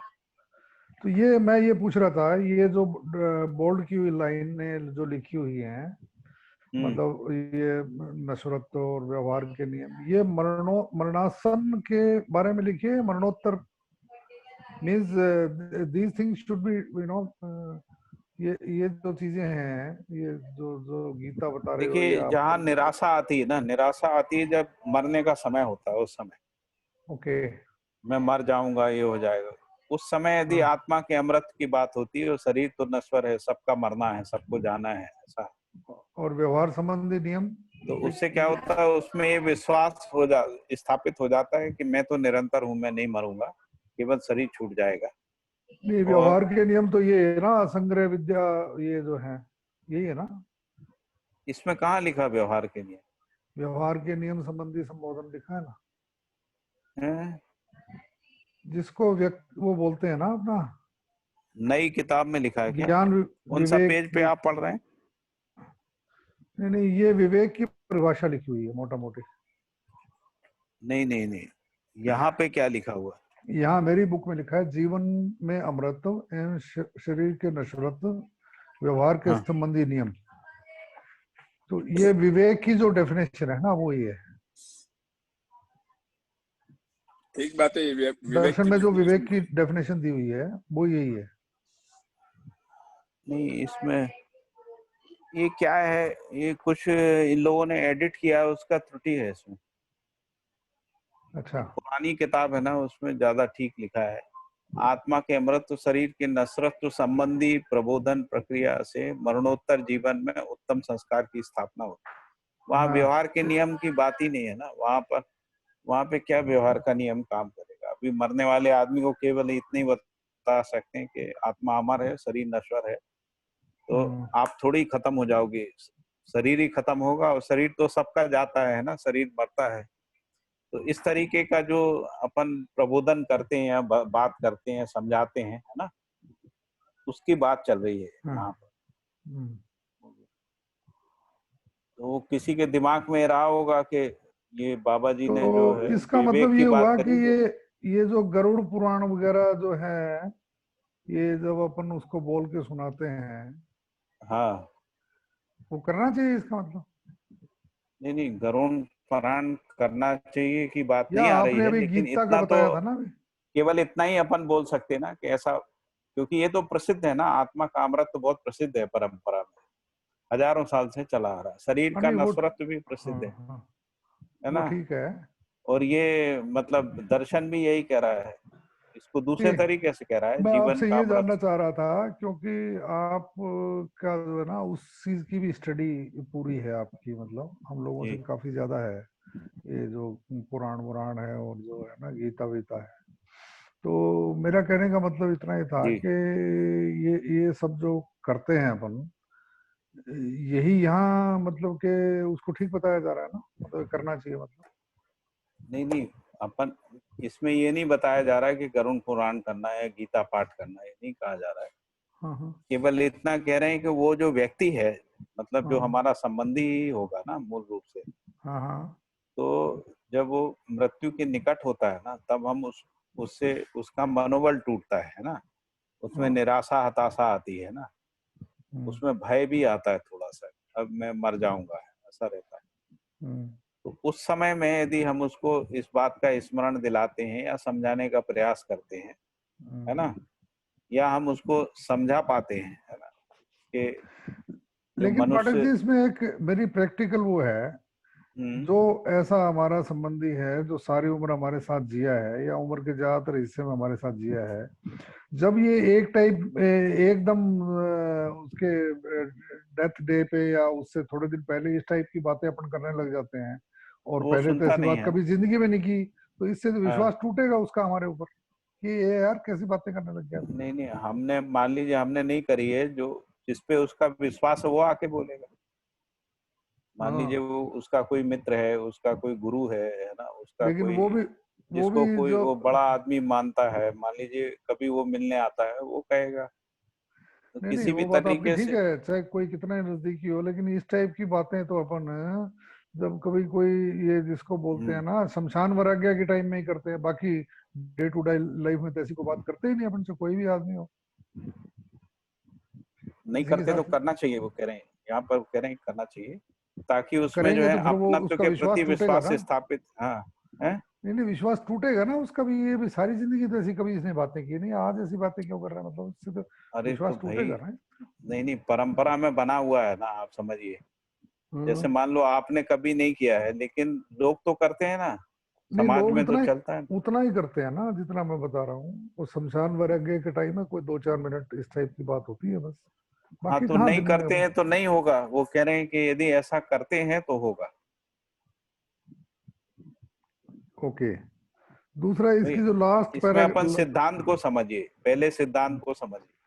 अच्छा। सिद्धांत में वो कह रहे हैं कि यदि ऐसा कोई प्रबोधन होता है तो जीवन में उत्तम संस्कार की स्थापना होती, सिद्धांत ये कह रहा है। Okay, okay. और अब इसके यदि उल्टा नहीं होता है तो करते तो उल्टा भी नहीं हो होगा। जाता है। हाँ, नहीं करोगे तो और निराशा हाँ, बढ़ा दो, अब जी के क्या हाँ। करोगे, मर ही जाओ ना, इससे अच्छा तो ऐसा भी लोग बोल देते, उससे घसीट उसकी घसीट के मरना है, इतना अवश्य बीमारी को कब झेलोगे, इससे अच्छा तो जल्दी मर जाना अच्छा है, ऐसा भी लोग कहते हैं सारे कि। ज्यादातर यही कहते हैं लोग। हाँ, तो उसमें फिर उत्तम संस्कार नहीं होगा स्थापित, ऐसा कह रहा है हम्म। सिद्धांत, ये कह रहे हैं कि उसमें उत्तम संस्कार नहीं होगा। और वो कह रहे हैं मरणासन्न व्यक्ति में अपनत्व के प्रति विश्वास को स्थापित करने तथा अनिवार्य सेवाओं से संपन्न करने मृत्यु होती है। यदि आप देखते हैं जैसे मरता हुआ आदमी ना किसी का अपने संबंधी का हाथ पकड़ लेता है ना, हाँ। तो उस समय वो अपनत्व का भाव रहता है ना उसमें। हम्म। तो यदि ये अपनत्व का भाव यानी उसमें एक विश्वास को पैदा कर देने से उसका वेदना विहीन मृत्यु की घटना हावी हो, ऐसा कह रहे हैं। तो दोनों बातें हो गई हैं, मतलब वेदना कम होती है, जाने की वेदना होती है ना, शरीर छूटना, असफलता की वेदना होती है, फिर शरीरगत जो कमजोरी है, रोग है, उसका भी वेदना होता है। अच्छा। तो सभी प्रकार का होता है, शरीर का वेदना, असफलता का वेदना, है ना, और जो निराशा हताशा आती है क्योंकि हम इस जीवन में नहीं कर पाए जो हमको करना चाहिए था, जो हमको युवावस्था में लगता था कि हम ये सब करेंगे, वो नहीं कर पाए, तो असफलता का बोध भी होता है ना, वो भी वेदना बन जाता है, पीड़ा बन जाता है। तो यदि अंतिम समय तक उसको लगता है कि मतलब लोग मुझे चाहते हैं, मुझे प्यार करते रहे, अपनापन उसको लगता है, तो वो वेदना कम हो जाती है सब। और यदि ये अपनत्व की विश्वास तक में बदल जाता है तो वेदना नहीं भी होती, वो शरीर छूट जाता तो अच्छा, इसके बाद में है। ठीक जो है। है ना, जो ये हो गया, यही मरणोत्तर जीवन में उत्तरम संस्कार को स्थापित करता है।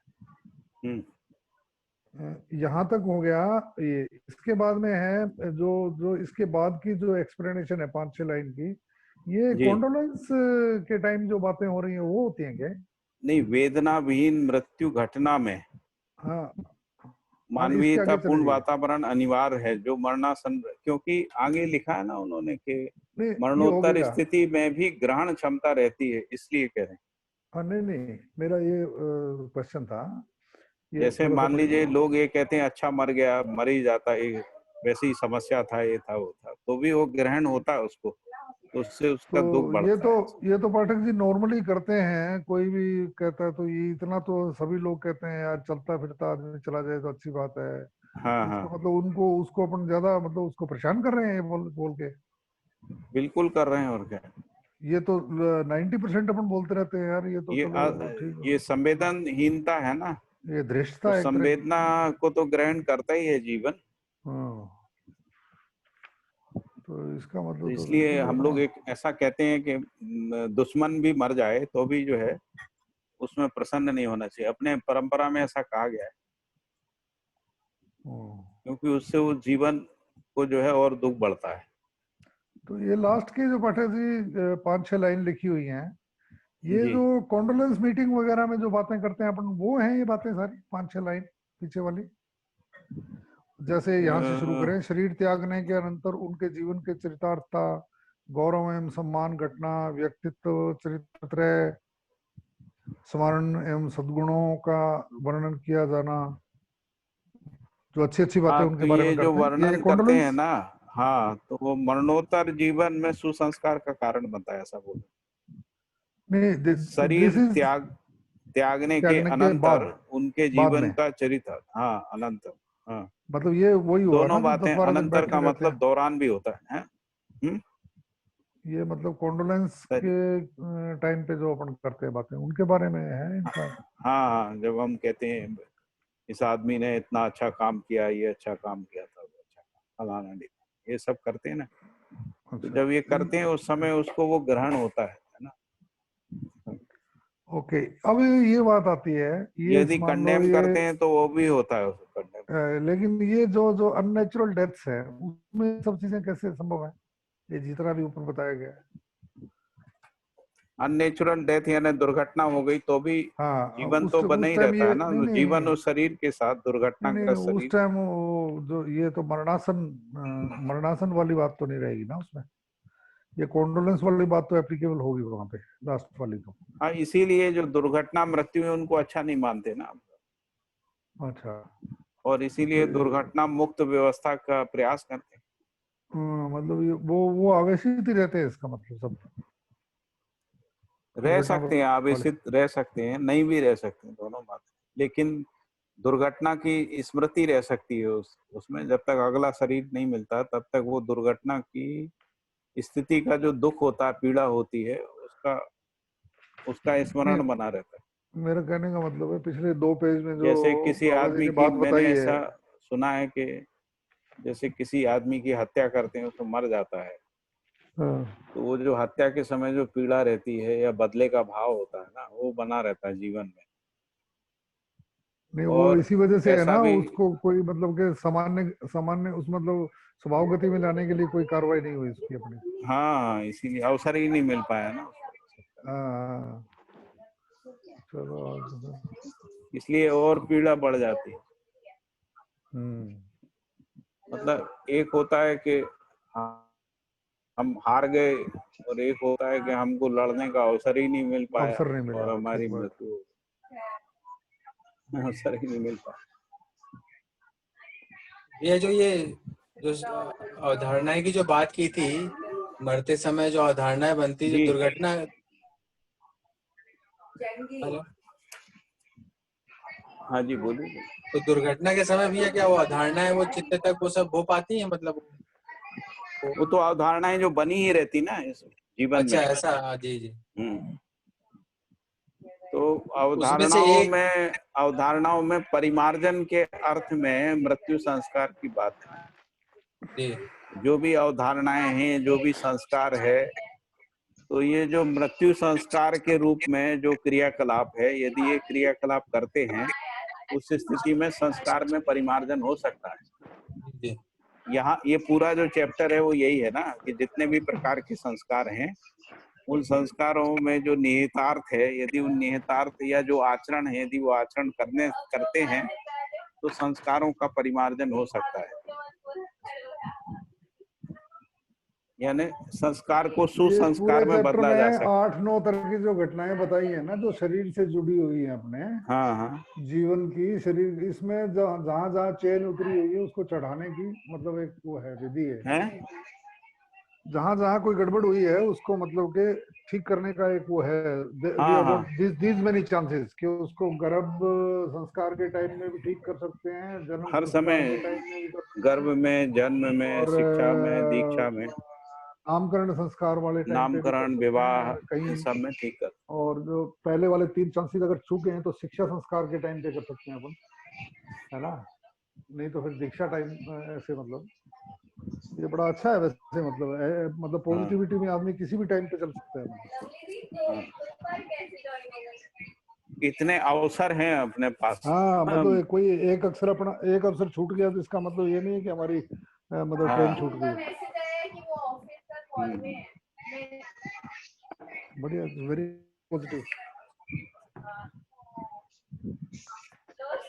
सारी भाभियां ज्वाइन हो रही है, भाभी लोग ने इसीलिए ये लिखा था ना, संस्कृति के अभाव में संस्कार का उदय घटनाओं में से के लिए प्रसिद्ध है। तो संस्कृति के अभाव में संस्कार का उदय घटनाओं में से के लिए प्रसिद्ध है, ये भी लिखा था।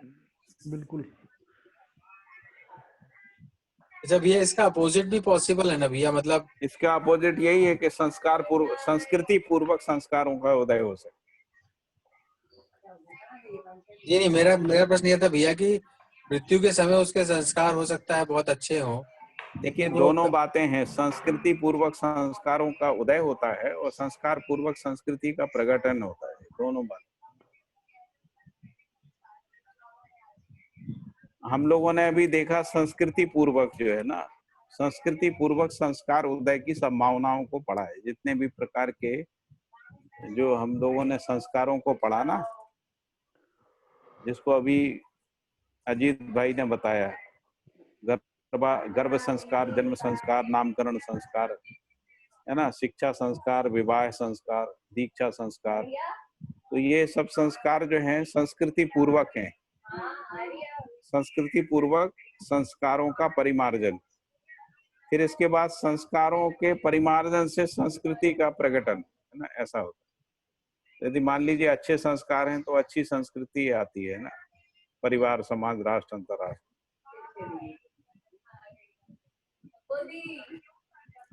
अगला अध्याय उसी को लेकर है, संस्कार ही संस्कृति को प्रकट करता है।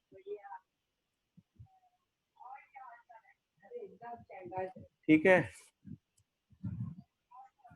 काफी डिस्कशन हो गया, फिर कल अपन करेंगे। 10-20 और होने को आ गया है।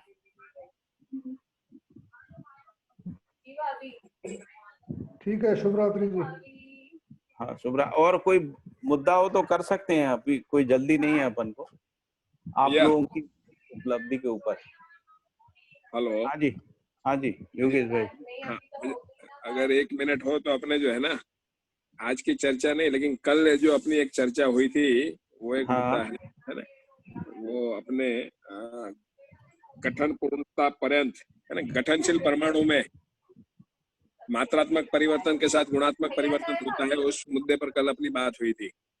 हाँ, है ना, तो ये जो समाधानात्मक भौतिकवाद है ना, हाँ, उसका जो 5वां अध्याय है, हाँ, परमाणु में विकास, हाँ, उसमें जो है ये सेंटेंस आता है, ये क्या कह रहा है कि गठन पूर्णता पर्यंत परमाणु में मात्रात्मक परिवर्तन के साथ ही उसमें गुण परिवर्तन होते हुए देखा जाता है। हाँ जी। तो ये जैसे मैं कल कह रहा था, देखिए, दो चीजें, दो शब्द का प्रयोग होता है ना। हाँ, एक है गुण परिवर्तन, हाँ, और एक है गुणात्मक परिवर्तन। हाँ, तो दोनों का अर्थ एक ही है क्या? ऐसा इसको देख लीजिए आप। दोनों का अर्थ एक ही है कि अलग है, ऐसा कह रहे हैं आप? अर्थ एक ही है क्या? जैसे मान लीजिए हम लोग ये कह रहे हैं खट्टा मीठा चिरपरा तीखा, ये गुण है ना। हाँ जी। उसका रूप रंग रस है ना, उसका आकार आयतन है ना, उसकी हाँ, उसका गलनांक हार्डनेस, ये सब हम लोग गुण गुण बोलते हैं ना जिनको। हाँ जी। लेकिन ये गुणात्मक परिवर्तन नहीं। मान लीजिए कोई खट्टा था वो मीठा हो गया, हाँ और जो जी। मीठा था वो चिरपरा हो गया है ना, हाँ जो जी। लाल दिखता था वो पीला दिखने लगा है ना। भैया ये जो गुण परिवर्तन है ना, वैसा ही एक दूसरा सेंटेंस है इसी चैप्टर में, है ना, हाँ, कि पदार्थ में मात्रात्मक परिवर्तन के बिना गुणात्मक परिवर्तन नहीं होता। हाँ, ये एक दूसरा सेंटेंस है इसी जो है अध्याय में, और वो उसमें गुण परिवर्तन है या गुणात्मक परिवर्तन है, और ये मात्रात्मक परिवर्तन के साथ जुड़ा हुआ है। देख लीजिए, मतलब अगर उसमें लिखा है तो उसी को सही मानना चाहिए जो है ना। यहाँ लिखा है, मैं बताऊं, है ना, किताब में 5वां अध्याय है और 72वां पेज है, उसमें लिखा है नहीं कि नहीं, जो आप पढ़ के बता रहे हैं ना, यदि वो लिखा है ऐसा, आपने जैसा बताया, आप पेज नंबर सहित बता रहे हैं, बिल्कुल लिखा है आप भैया। पे अविश्वास का कोई कारण नहीं है। हाँ जी, हाँ जी। जो आप बता रहे हैं वही सही होगा, है ना। हाँ, उसमें मुझे पुनर्विचार करना चाहिए जो भी है मेरे को। ठीक ठीक जो बात है। मेरे यहाँ अंदर, लिखा है, अगर मेरे अंदर कुछ गलत बैठा हुआ है उसको ठीक करना है, इतना ही है। अध्ययन का प्रयोजन इतना ही। नहीं मतलब मैं सोचा कि ध्यानाकर्षण करा दूं कि यहाँ इसमें ये इस तरह से लिखा है। आपने जो कराया उसके लिए धन्यवाद, है ना। वो बहुत जरूरी है, ध्यानाकर्षण कराना बहुत जरूरी है परस्पर का। हाँ भैया। हाँ, उसके लिए धन्यवाद। हाँ, ठीक है भैया, मैं उस पर विचार करूंगा, है ना। हाँ जी, विचार करके फिर ऐसा हो तो अपने हाँ, उसको अपना ठीक करेंगे, उसको अपनी समझ में उसको ठीक से बिठाएंगे। क्या दिक्कत? हाँ जी, समाधानात्मक भौतिकवाद में है ये 5वें अध्याय में। मैं समझ गया, आपने जो 5वां अध्याय बोला है हाँ, मैं देख लूंगा, है ना। परमाणु में विकास। परमाणु में। हाँ भैया, वीडियो कॉल के पीछे टीचर्स ऐसे बैठे रहते हैं। मुझे लगता है 10:24 हो गए हैं जी। तो अगर किसी का कोई प्रश्न न हो तो यहाँ हम आज के सत्र को समाप्त करते हैं। हाँ, समाप्ति करना ठीक है। हाँ भैया, मुझे लगता है ना। ठीक है, हरिहर। हरिहर सबको, हरिहर सभी को नमस्ते जी। नमस्ते भैया जी। हरिहर भैया। हरिहर हरिहर। भैया जी मेरी एक जिज्ञासा